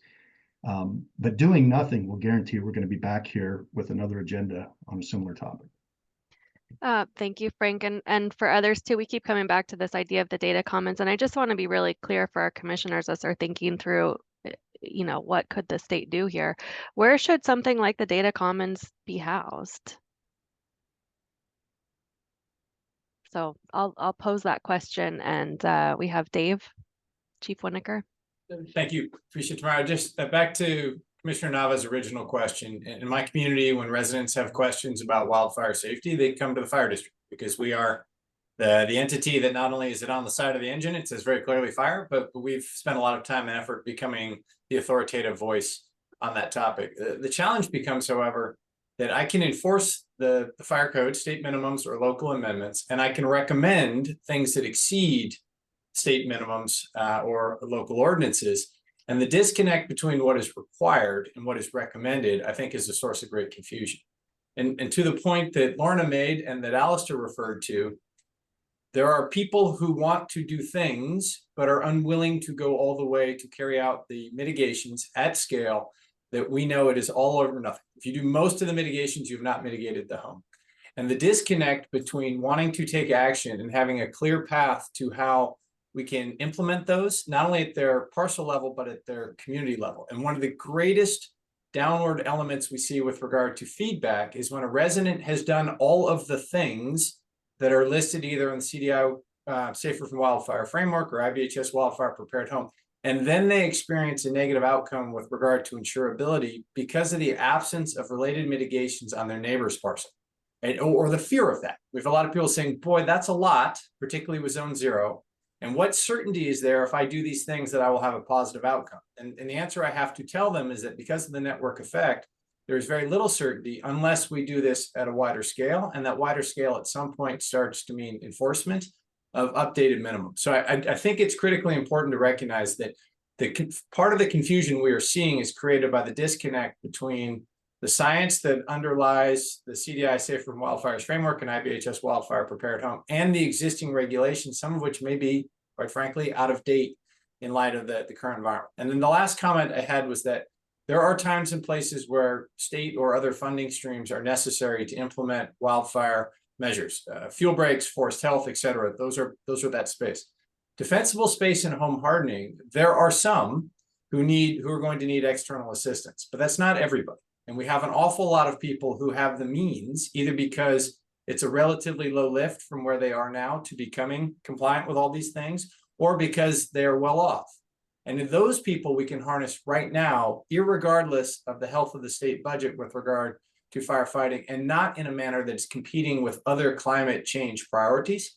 And I think unlocking the efforts of the 11 million residents of the WUI to achieve this state through the defensible space and home hardening on the parcels they control, with a categorical exemption from CEQA and a whole bunch of other things already in place that make this work very accessible. I think that is a near-term step we can take to have a massive change in our exposure to wildfire loss.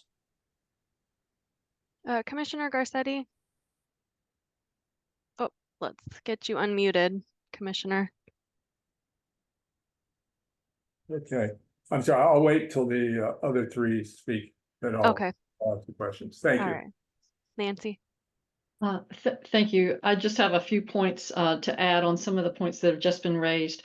Laurna made a great point about the FAIR plan being an alternative. They obviously can't underwrite risks, and you've already heard as a commission about the financial condition of the FAIR plan. I think that really highlights the consequences of forced underwriting. Insurers take on the risk that they can manage and measure, and that they believe that they can price for the risk. If you start imposing external conditions on that, my very, very strong belief is that this will accelerate market withdrawal. It might be the straw that breaks the camel's back.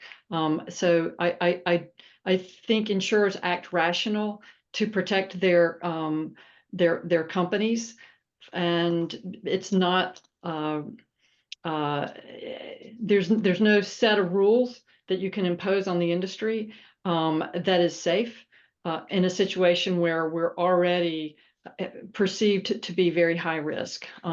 So just a warning after seeing this happen in other cases when the opportunity sounds politically beneficial, but is not. We're in this situation where people cannot get a different outcome because of a systemic disconnect between the risk and the cost of insuring the risk. We've been talking about this disconnect all day, but I'm just going to say that reconnecting that is like setting a broken leg. It takes a little while for it to take effect, but it will work. So addressing the root issue that will protect lives and property first will fix the insurance market. It'll just happen faster if we facilitate it with this, alignment of data and alignment of standards idea. In terms of where the data commons should be housed, at the beginning of the meeting, I mentioned a next phase that we're trying to do with the data commons, where we would survey potential stakeholders and ask them what their opinions are about the proper expertise and governance of a host entity. It's important that the host entity be not only California-based, because this needs to be done throughout the West, but of course, California has something to offer. They need to have enough expertise to manage a complex exercise. They need to be trusted. this is a process. We've figured out how to go through the process and document the answers from all the important stakeholders and come up with proposals of who might be in a good place. For example, they're already collecting landscape data, and this parcel data is just complementary to their mission. That might be a good place to host a data commons, but I think it's something that can't really be answered on the fly. But I think it's a great question. Karen and Laurna. Thanks. I just want to echo some of these points. From an insurance industry standpoint, companies want to grow. They do not want to give up on California. There are obviously very significant regulatory requirements, capital standards to maintain solvency. We've seen some companies experience some financial challenges that are, significant financial threats, and companies have to be responsive to these. And this has been a very significant factor in what announcements or pullback that companies have had to make in some cases. It is the last thing, I can assure you that it's the last thing that companies want to do. They do not want to walk away from significant investment in products that they've developed and promoted and relationships that they've created with their agency force and their policyholders of many, many years, staff layoffs. These are not things that companies want to continue to do. It sometimes is a consequence of financial difficulties. There will be improvement in the market as companies achieve a greater financial position to be able to continue to provide catastrophic risk coverage. As you've heard today, one example of one company, CSAA, they're leaning into this. We have heard other companies that are trying to lean into this. Mitigation is a very, very important component of this. And as companies get back to a more financial stable footing, you will see competition resume in the marketplace. And so I want people to be encouraged that it will occur. It's just taking some time. We've seen a hard market cycle across the US with recent losses and inflation and other pressures. They are very pronounced, if not most pronounced, in our state of California. But we will come through this. But we continue to need to lean into the mitigation now as part of the long-term strategy. One of the most poignant statistics that I have seen is actually CAL FIRE data with the wildfire space is that over 90% of homes that ignite in a wildfire are a total loss. We have to reduce ignition. And there is a right way to mitigate, which is what the IBHS science says. We have to prevent ignition. I liken it to, if you think of a boat with 3 holes, you can plug one of those holes, and that is important. It's needed. But those other 2 holes can make your boat sink. And with wildfire, it is essentially the same thing. It needs to be the entire set of minimum mitigation actions that taken together are what will meaningfully reduce our risk. So we're at the ground floor standing up essentially this program, this IBHS program. It's being piloted in California with plans to expand to other Western states. It's going to take some time. We have seen in other states with wind-related mitigation also through the IBHS program.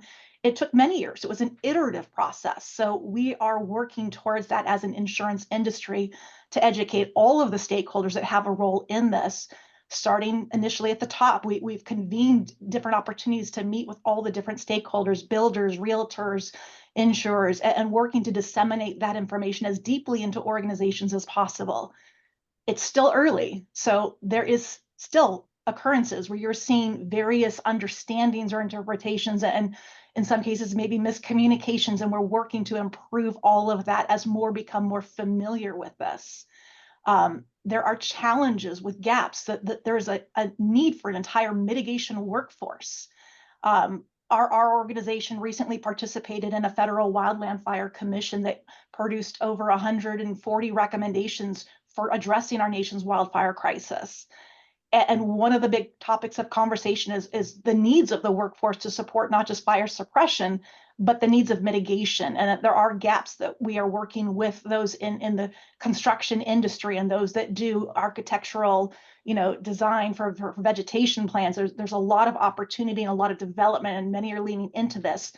Again, it's going to take some time. But as far as the question of where are individuals turning to for their information, we hope that they turn to their insurance companies. We are working to make sure that that information is made available to those policyholders. As Chief Winokur said, the fire officials in their community, those leaders, we want them to turn to them as well. Many turn to friends, family, social media. I'm a resident of California a long time, and I monitor the social media channels, whether it's Facebook and Nextdoor, and you see many that are turning to those. There's in their community that had similar experiences, and unfortunately, some may not have the right information. That perpetuates. And so this is all part of the challenges as we're trying to push that right information out. Again, the more alignment we have across all of the different impacted stakeholders, the quicker we will get there and trying to address and clarify where there are inconsistencies. But it's a challenge. It's going to take some time. And I just want to just reassure that we are part of our role in stakeholders as insurers are leaning very heavily into that and will continue to do so. Laurna? Yeah, Karen and Nancy kind of hit the nail on the head for some of the points I was about to make as well, but just to kind of double down on a couple of them. You know, one of the things with providing education and information, right, there's the reactive and the proactive. So as an insurance company, you know, oftentimes we'll get consumers come to us and say, hey, how can I save money on my insurance? Or, you know, how can I've heard my neighbors are being non-renewed, how can I guarantee renewal, right? And then we work to educate at that point in time.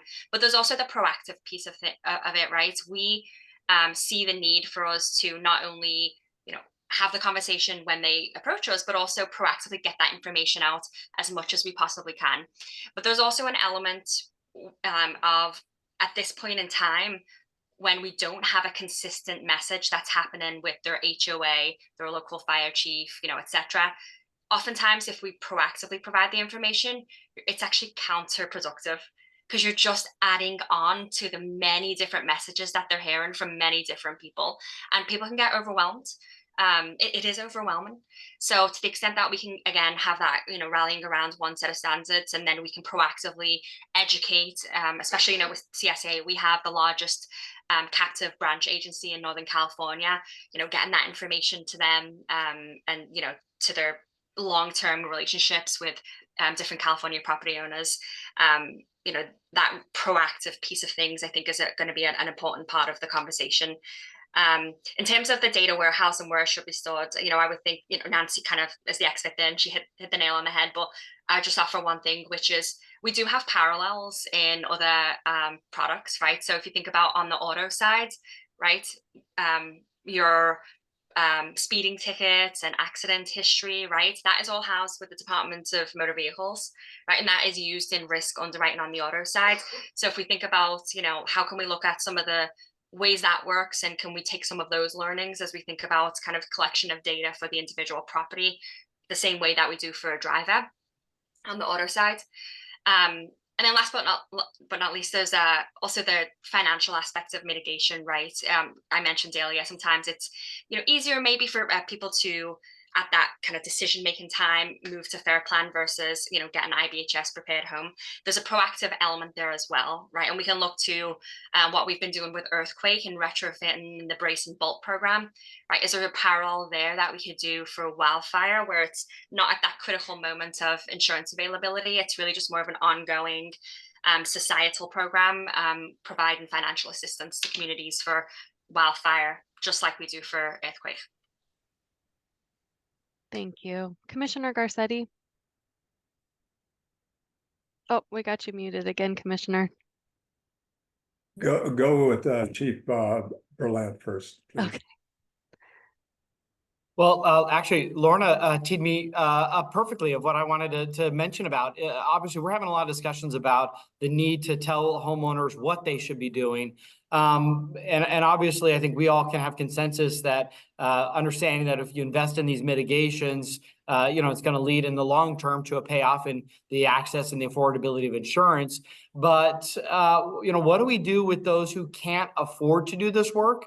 Or can't physically do this work? And so to use the Brace and Bolt program, which is a retrofitting for earthquakes program, over the last couple of years, CAL FIRE, in coordination with Cal OES, has been working to develop a financial assistance retrofit program. It's called the California Wildfire Mitigation Program. It's a pilot, and the program is being piloted in 6 communities in different parts of the state, and based on different densities, looking at trying to answer this question about what is is the right scale, and how do we get over the barriers to not only provide that education, but how do you get people even interested in wanting to participate in a program like this? Now, in this program in particular, we are leveraging, in some cases, up to 90% of matching funds through the federal government, through hazard mitigation funds. And that brings its own level of barriers to be able to bring in those federal dollars.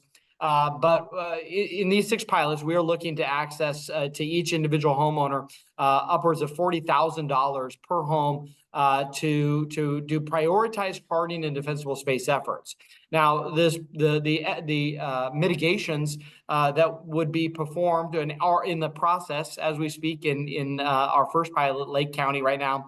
The mitigations were developed really science-backed with the National Institute for Standards and Technology, NIST, along with even IBHS. We have been doing a lot of co-research, the 3 of us, to prioritize which of the mitigations are the most important. I loved Karen's analogy about the 3 holes in the ship, but if you only have 2 fingers, we need to prioritize where do you get the best bang for your buck to harden your home. And so we really been that prioritized mitigation has been an important part of this pilot. But again, what we're looking at here is not just at the parcel level and focusing on just one homeowner here and one homeowner there. It's about making sure that at a community scale, we are hardening a community. So the first community right now being hardened in Lake County is a community called Kelseyville Riviera. If you know anything about Lake County, it's a rural county in Northern California.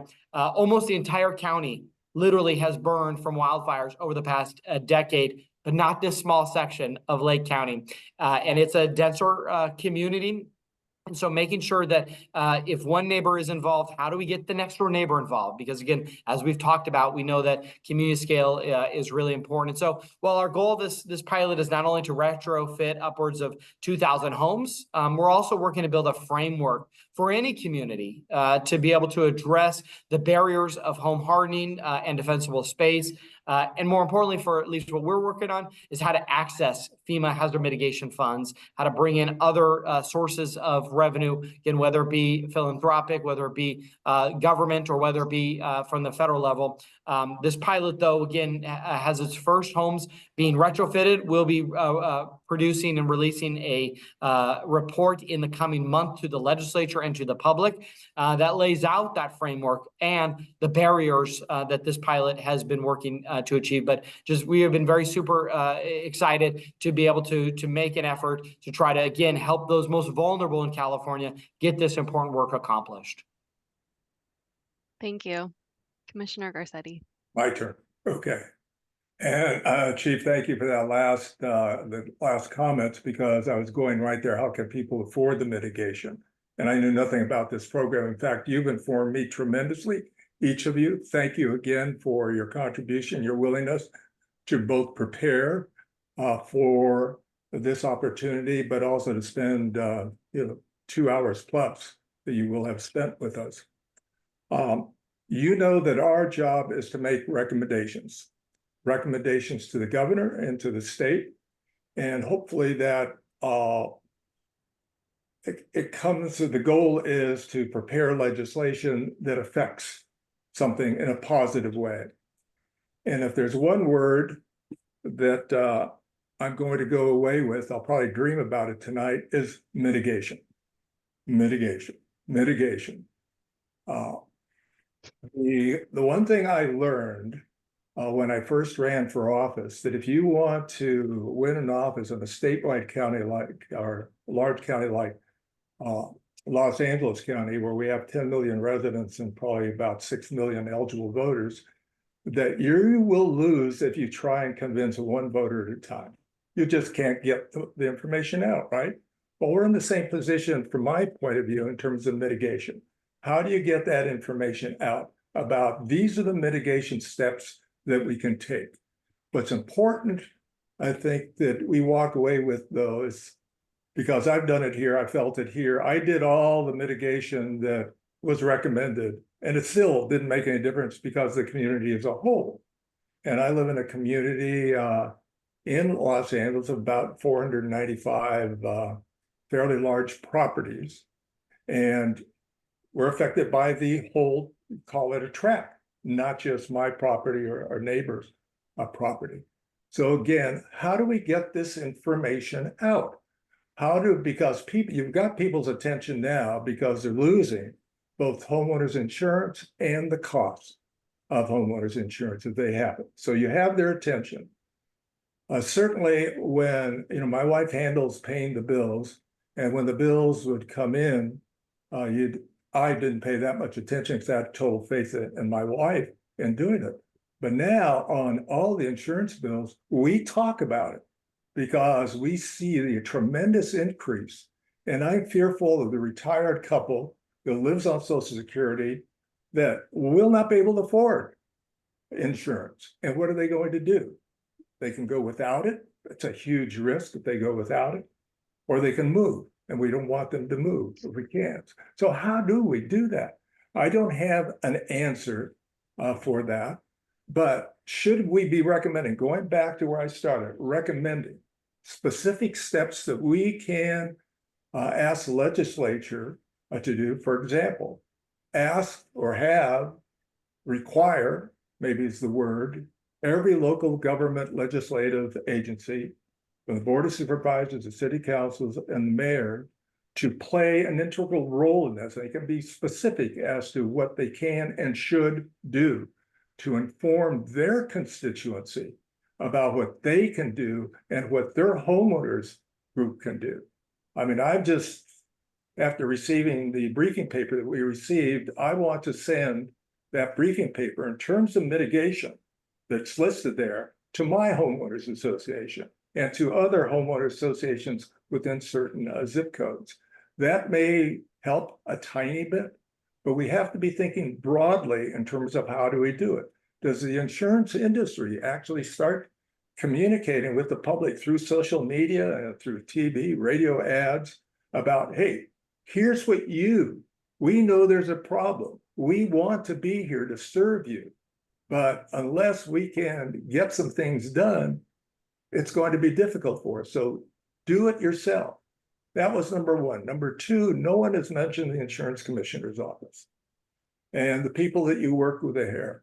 We would like to get some feedback from you about your experience and be very brief comments about your experience with the insurance commissioner's office, because unfortunately, and we've never had this done before, they have refused to appear at any of our hearings to give us their take on things and what they are doing. I'm aghast that an elected official, the insurance commissioner, will not appear, nor will he send his top representative, but that's what we're dealing with. So we're going to be making recommendations, I believe, about a number of issues. And if you can assist us, or if you are perhaps almost brave enough to save something in terms of what would help you with the insurance commissioner, that would be great. Thank you, Commissioner Garcetti. Chief Berlant, I saw you had your hand raised. Yeah, I'll be brave at the beginning here and then maybe hear from others that have different. I will say that as part of the administration, the insurance commissioner reached out to us asking us, CAL FIRE, the Office of Emergency Services, the Office of Planning and Research, and the Public Utilities Commission to all work with his office in developing the Safer from Wildfires framework. And so that effort that they went through was really a collaborative effort that they asked and really relied on us as fire professionals and emergency responders. And we reached out to many of the folks that are on this call with you today. We're brought in to help testify, if you will, to provide feedback to help build that framework. And so at least at the statewide level, the Department of Insurance and the insurance commissioner himself has really leaned on us to make sure that the efforts they are doing when we talk about wildfire mitigations are aligned with the state's minimum standards. So have you seen any results from those talks? The Safer from Wildfires framework and then the regulations that they developed, I think, are all proof points of that. Now, Obviously, time will tell how that really affects and gets melded into the insurance companies, and I will absolutely let my friend Karen and others talk about that. But I will just at least say that the regulations that were set is a proof point of the collaboration and the joint effort to again align in some of those mitigations. Thank you. Karen, then Sarah. Yeah, I would just echo that it was a very collaborative, I think, approach to developing the Safer from Wildfires framework. And that has, I think, been very heavily informed by the research of IBHS. And so from an insurance industry perspective, we were very, very closely engaged in helping provide feedback on that. We were pleased to see that it largely is consistent, almost mirrors it almost identically, just a couple of very small nuanced differences. I think one of the points that I highlighted early on in the discussion is that we in California, we do have two very distinct challenges. We have the challenge of insurance availability and also affordability issues, which will be persistent probably over a much lengthier period of time. There are a number of challenges that are contributing to the availability issue, some that have been made briefly mentioned, and the commissioner does have a proposed insurance sustainability roadmap that he's working towards, and we are working very closely with him to help enact reforms towards that. I think California stands out among most states in that we have a very unique regulatory environment that was stemming from Prop 103 passed by voters in 1988 that creates a very restrictive regulatory regime that has been very difficult for insurers to navigate in what has been a very volatile period of recent natural catastrophe losses and inflation and rising cost of capital. And all of those issues combined have made it very difficult for companies to be responsive in a timely manner to these recent cost trends, which again, it is a big contributing factor. We also have some unique nuances in California that constrain insurers' ability to manage catastrophic risk, the ability to reflect the cost of risk transfer, reinsurance in particular, in the rate making, as well as access to forward-looking tools such as catastrophe models for wildfire risk. And so these are recognized as deficient when you contrast California to other states, including those with wildfire risk. And so the recognition that we do need to modernize our regulatory environment is, I think, more widely accepted and recognized. And that's what his insurance sustainability roadmap is working towards. It does take time for those regulations to be drafted and enacted. And so we are working closely with his office to try to be supportive in getting that passed through as quickly as possible. Thank you. All right, we've got Sarah, Chief Winokur, Frank, and then we'll need to go to public comment. Yeah, the Nature Conservancy and I in particular testified at a couple of the public hearings that the Department of Insurance held on their proposed catastrophe modeling regulation. And as a result of that, I was invited to join an advisory group that was helping the department staff understand the complexities of different aspects of catastrophe modeling. And I will say I am not a catastrophe modeler or a member of the insurance industry, but our expertise is in forest restoration as a mitigation tool. And so that was the piece that I was bringing. And I found them to be very interested, open, curious to learn, and receptive to what we had to say. Which is largely the evidence is there. This is a tool that works. It's just not, it's not really in the lexicon of insurance at the moment. As you know, this conversation I think reflects mostly we're talking about home hardening and defensible space and community level resilience, which makes a lot of sense. But there is a role for forest restoration, and that's the piece we were bringing. And we were, you know, really encouraged to see the draft regulation require the inclusion of mitigation at the property, community, and landscape scale in catastrophe models that are used for pricing going forward. And so I would, if you're looking for recommendations, I would say we would love support on encouraging the department to finalize those regulations. We have asked them to be more specific in calling out forest restoration as a type of landscape scale mitigation because they only identify utility work. They don't limit it to, but if it's not specifically called out and it's not well understood in this context, there's a chance it's going to be missed. And I think that would be a real shame given how much California is spending on forest restoration. So that is one recommendation. And then, as I've said before, The regulatory side is only one half of it. If you're looking for legislation, the same approach of including mitigation in insurance models needs to happen on the underwriting side. And for that to happen, we need legislation. And that is what we have proposed with SB 1060. It was recently amended when it came out of the Senate Appropriations Committee to be permissive. So it would now be an option rather than a requirement to include mitigation in underwriting models. And so would encourage and accept and appreciate any support on that side as well. Great, thank you. Chief Winiker. Commissioner Garcetti, to your question about legislation, I would call your attention to AB 3074, Friedman's bill in 2020 that directed the Board of Forestry to promulgate regulations to establish Zone 0 by January 1st, 2023. I don't claim to be an expert or to understand the many, I'm sure, very good reasons it has not yet been published, but that has created a challenge at the local government level as we wait for a state regulation. And we are concerned that if we adopt local ordinances that will potentially be in conflict with a pending state regulation, that we will introduce more confusion at the local government level. As mentioned before, Zone 0 is the primary delta between existing state mandated fire safe minimums and those elements that are included in CDI Safer from Wildfire and IBHS Wildfire Prepared Home. And getting some movement on that regulation establishing Zone 0 would be tremendously helpful from my perspective as a local government agency charged with enforcement. Great, thank you. Frank. Thank you. So I'd just like to reiterate what Chief Winiker shared on the Zone 0 piece. And prior to coming to Cal Poly, I served on in the same role that Chief Winiker did with Cal Chiefs and also with the Western Fire Chiefs Association. I have found CDI to be very inclusive, at least for me. Especially, I work mostly with Mike Peterson and have found him to be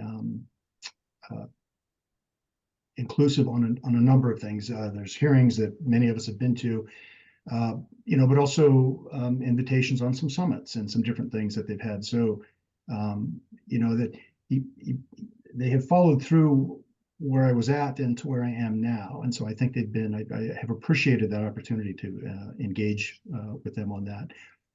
The one feedback I would give on the Safer from Wildfires guidelines is that the parcel side, as Karen and others have pointed out, is really, really close to the IBHS Wildfire Prepared Home. I mean, those are close enough to where, like I say, we don't need any more elegance in that. We can start getting advanced. The community side to this is the really, really complicated part, for reasons you've all heard. This peril is unique because, if my house floods, hopefully, it doesn't make Sarah's situation any better or worse. But when my home burns, again, if we're starting to close those structure separation distances, it's the primary threat.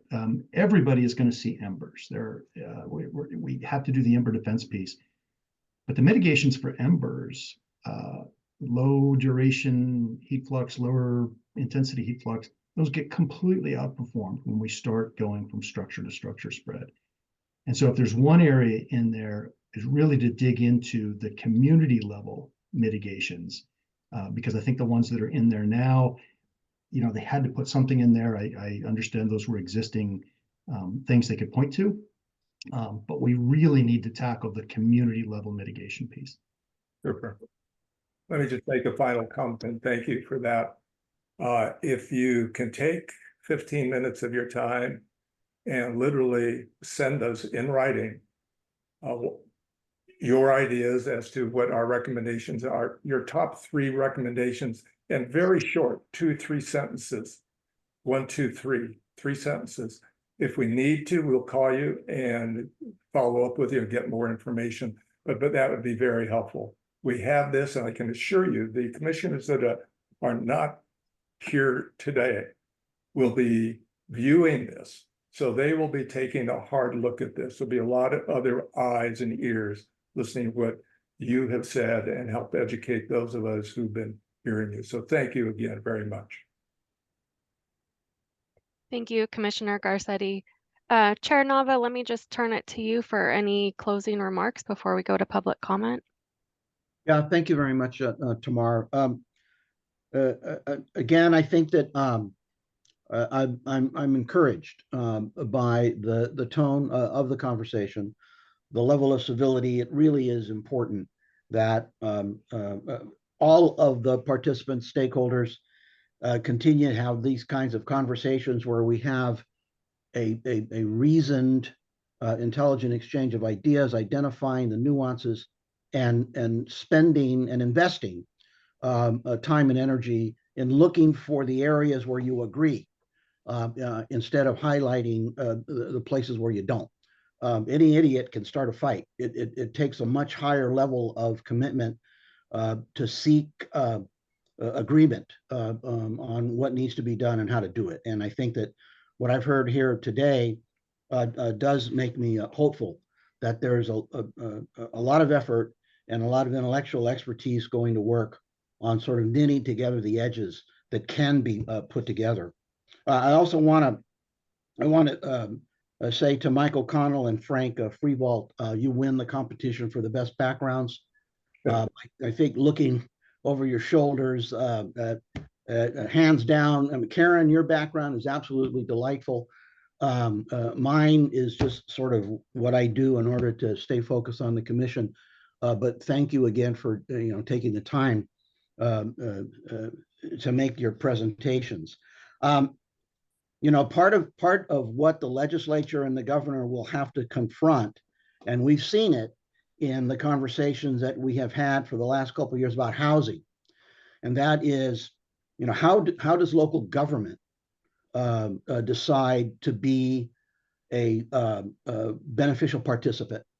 How do the local electeds begin to, and this may very well be the issue of losing coverage for homeowners, may be the impetus that gets people understanding that they have to talk together about what's happening. Land use decisions. I served on the Catastrophic Wildfire Commission along with Dave Jones. And part of what was very obvious to all of us is that local land use decisions create scenarios that elevate risk instead of mitigating risk. And part of it is, who's responsible and who is going to pay. But local government plays a critical role in deciding, where things are placed and zoning. And they're going to have to become engaged in a way that, as many of you have said, not specifically about local government, but about the topic, is that some of this is uncomfortable. Some of it is uncomfortable because people are going to have to give up some of the authority that they believe that they exercise independent of any other circumstance that affects the homeowners. And as a legislator, we used to say, you never want to waste a good crisis. And I think what we're looking at here is a good crisis. And not meaning that it's good we have it, meaning that it is something that focuses everybody's attention in the same direction. Again, this is going to be very, very helpful to commissioners and to staff as we craft our recommendations in trying to persuade the administration and legislators on what sort of direction ought to be taken. Much appreciated, and thank you very much for your commitment and for your expertise and for your assistance. And with that, let me turn it back to Tamar for the public comment portion of our meeting. Thank you, Chairman Nava. And let me just also quickly express my thanks and deep appreciation to all of the expertise on the conversation today. I'm sure that you'll be hearing from us again. And so thank you. Thank you for your willingness to spend some time with us. And thank you, commissioners, also, of course, for joining into this conversation. So with that, let me ask my colleagues here to put some instructions on the screen for public comment.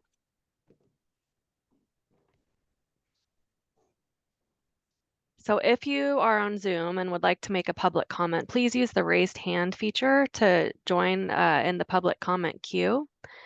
Those of you who have joined by phone may send an email to littlehoover@lhc.ca.gov indicating that you would like to address the commission. You must provide the phone number from which you have joined the meeting so that our staff will know who to unmute. When it is your turn to speak, you will be unmuted. Public comment is limited to 3 minutes per speaker for a total of 30 minutes. This is custom at our commission meetings. Let me first ask my colleagues in person here in Sacramento if there are any members of the public who have indicated they'd like to speak. No, there are not. All right, great. Well, let's move to the online then. It looks like there are several. Shara, could you call on our first public commenter? Yes, our first speaker will be Darlene McGriff. You now have the ability to unmute yourself. Okay, am I unmuted? Yes, you are. Okay.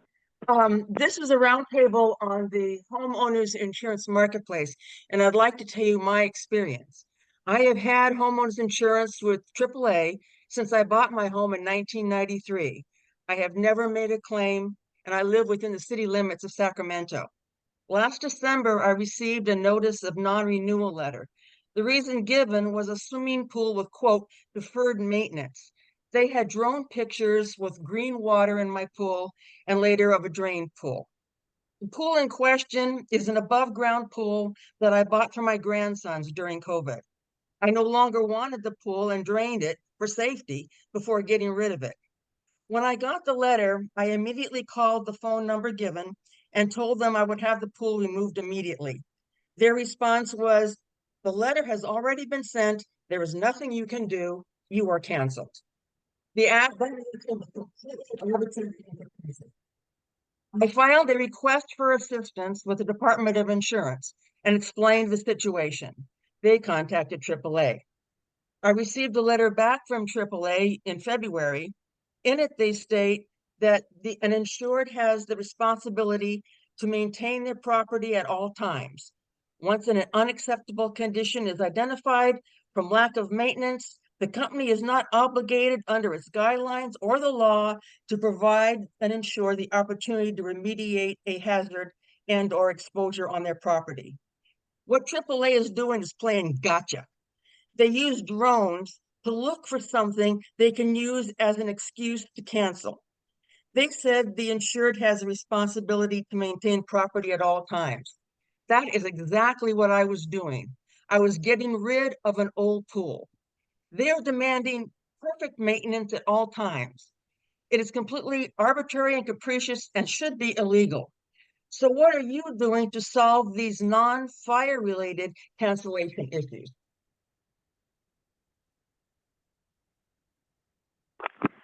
Thank you, ma'am.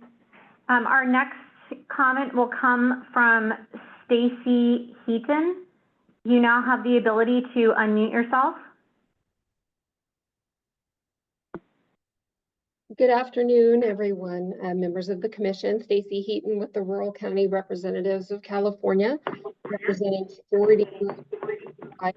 And as you might imagine, this is a priority with our member counties. We have seen many insurance non-renewals amongst our residents in our member counties, and it is a top priority issue for our 40 elected county supervisors that serve on our board. I wanted to just address a few things. And first of all, something that we heard touched on a little bit, but probably not enough, is the issue of pace and scale of forest resilience and fuels treatment across the state of California, particularly by our federal friends, our federal land managers. We are seeing residents being told that they, even though their parcels have been upgraded to the highest standards of wildfire mitigations, their federal neighbors are keeping them from being insured or causing their policies to be non-renewed because the federal government is simply not doing a good enough job managing national forest system lands or other federally managed lands. So that's something we still need to address here in the state of California. The other thing is with respect to zoning for development. Yes, we realize that some communities do still develop and don't zone properly, and there is that desire there in some areas, but in a lot of our communities, a lot of our local governments, they're being forced to zone and forced to build by the regional housing needs assessment. And that's something that We have two separate arms that aren't necessarily talking to each other. We have the need to not build in high fire hazard severity zones, yet RENA is forcing a lot of local governments to zone and build in those areas to meet their requirements and to meet their unit requirements. So that's something that has not been resolved, and something that we even ran legislation a number of years ago to try to resolve, and it did not make it over the finish line. So we would love to see that be addressed and that be something that gets resolved between those two factions, because we know that there's a need to build low-income housing, but we really don't see the need to build that in high wildfire risk areas. So I just wanted to touch on those 2 points. Thank you. Thank you, Stacy. Thank you. Our next speaker will be John Norwood. You now have the ability to unmute yourself. Good afternoon, John Norwood. I hadn't planned on making any comments, but really enjoyed this discussion today. I represent the Independent Insurance Agents and Brokers of California. Our members, along with consumers, are certainly in the center of the storm with regard to the property insurance crisis. And I want to agree with some of your panelists that we're not going to insure or suppress our way out of the property insurance crisis today. I think the whole discussion about coming up with consistent standards across the board for community hardening and home hardening is very, very encouraging. Sounds like some very good work is being done, and we just have to get it across, state, local government, insurers, etc. Unfortunately, before we get there and before those types of things can really be effective, we have to stabilize the insurance market in this state. Climate change is very, very real.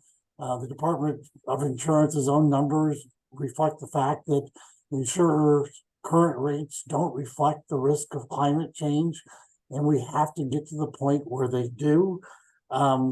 The Commissioner's sustainable insurance strategy is certainly something that I think everybody agrees, the Governor, the Insurance Commissioner, the people, folks in the insurance industry and others agree needs to be done, and hopefully yesterday, but we really have to reform the system in California, get rates approved much, much quicker. It can't be over a year, which it has been the last few years.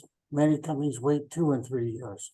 We have to allow insurers to use forward-looking models, forward-looking tools in order to support the rates they require. Those are things that are allowed in literally every other state. In California, under the Commissioner's program, companies would only be able to use that if they would also commit to write in the underserved or the distressed areas of the state and depopulate the FAIR Plan. And lastly, that is the real key. The FAIR Plan has to be depopulated. The risk of a huge assessment there is what's keeping many of the 120 insurance companies that write insurance out of the state or on pause right now. So just wanted to make those comments. Again, thought this was a very good discussion of things that need to be addressed in the insurance environment. Thank you very much. Thank you. Thank you. Our next speaker will be Carmen Balber. You now have the ability to unmute yourself. Good afternoon now. This is Carmen Balber, Executive Director of Consumer Watchdog. Really appreciated the conversation and I really appreciated the Commission's focus on the need for a common data set on fire risk and everything that's entailed there.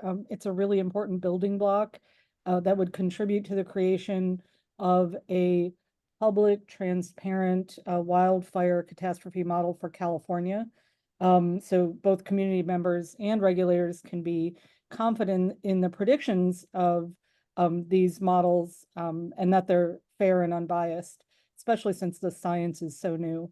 And I was really also glad to hear of the broad consensus in everyone's testimony today on the need to make individual and community mitigation at the best scientific standards, a statewide standard, and a top priority in the state. I think that's a really excellent recommendation for the commission to go to the legislature with. But we also heard and have heard for years now that one of the biggest barriers to implementation of those solutions by homeowners is that they don't see a light at the end of the tunnel. And we heard folks testify to that today. Light at the end of the tunnel being the ability to insure their homes. So I would just reiterate one of the solutions that we brought forward in a prior hearing, that in order to get people covered, we need to guarantee them access. And in order to make the state safer and make sure we have an insurable future, we have to give consumers, homeowners, and communities a reason to do that mitigation. And so a mandate that insurers cover people who have done these right things is really key to that solution in making California insurable. Thanks. Thank you. Our next speaker will be Peter Ansel. You now have the ability to unmute yourself. Thank you. My name is Peter Ansel. I'm a policy advocate for the California Farm Bureau.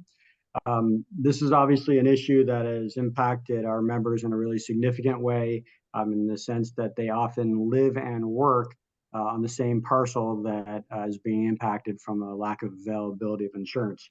And prior to this crisis, our members would typically have one insurance policy that would cover both that home and multiple commercial buildings on that same parcel, because across the gravel road from the home is typically where they'd get up and go to work. They had become experts in insurance and find 7 or 8 different policies and put those together in a way that would provide them something what they had previously, only to often be non-renewed. I'm still hearing from members on a weekly basis, including just a couple days ago from a member who has a ranch that is a former Leopold Conservation Award winner. He's a former UC Farm advisor who has some expertise in protecting properties from the risks of wildfire. He was non-renewed on what appears to be just a zip code basis. Nobody ever came to see his property, and he's really struggling with the fact that he may be facing either the FAIR plan or difficult decisions about self-insuring and investing in that costs. And I think it's been said by a number of folks that the investments that individual property owners are making don't seem to be getting reflected either in their access to insurance yet. We know there's a long way to go on the regulations. We've had many conversations with the department, and we're supportive of the work that they're doing to try to stabilize the market, restore competitiveness to it. But we very much believe that those investments from those individual property owners, either at the hardening level or often in our cases with members that conduct that the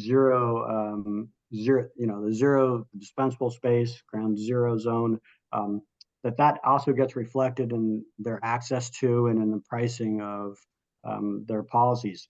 The last thing I'd say is that farms are different parcels. They're irrigated lands. They are plowed, they're worked, they're cultivated, and there are codes throughout the state where CAL FIRE exempts certain fire mitigation work from happening on those lands. The utilities are not required to go in and do fire mitigation work on certain types of farmlands and irrigated lands. That also doesn't seem to have an impact, though, on the availability of those landowners to get insurance. And when fire does occur, it's often personnel and equipment are staged on our members' properties. Mr. Ansel, your time has expired. If you could please wrap up.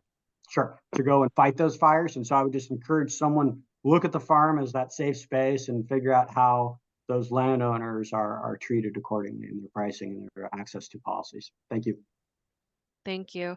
Chairman Nava, we have no additional requests for comments on Zoom, nor have we received any through email or in person.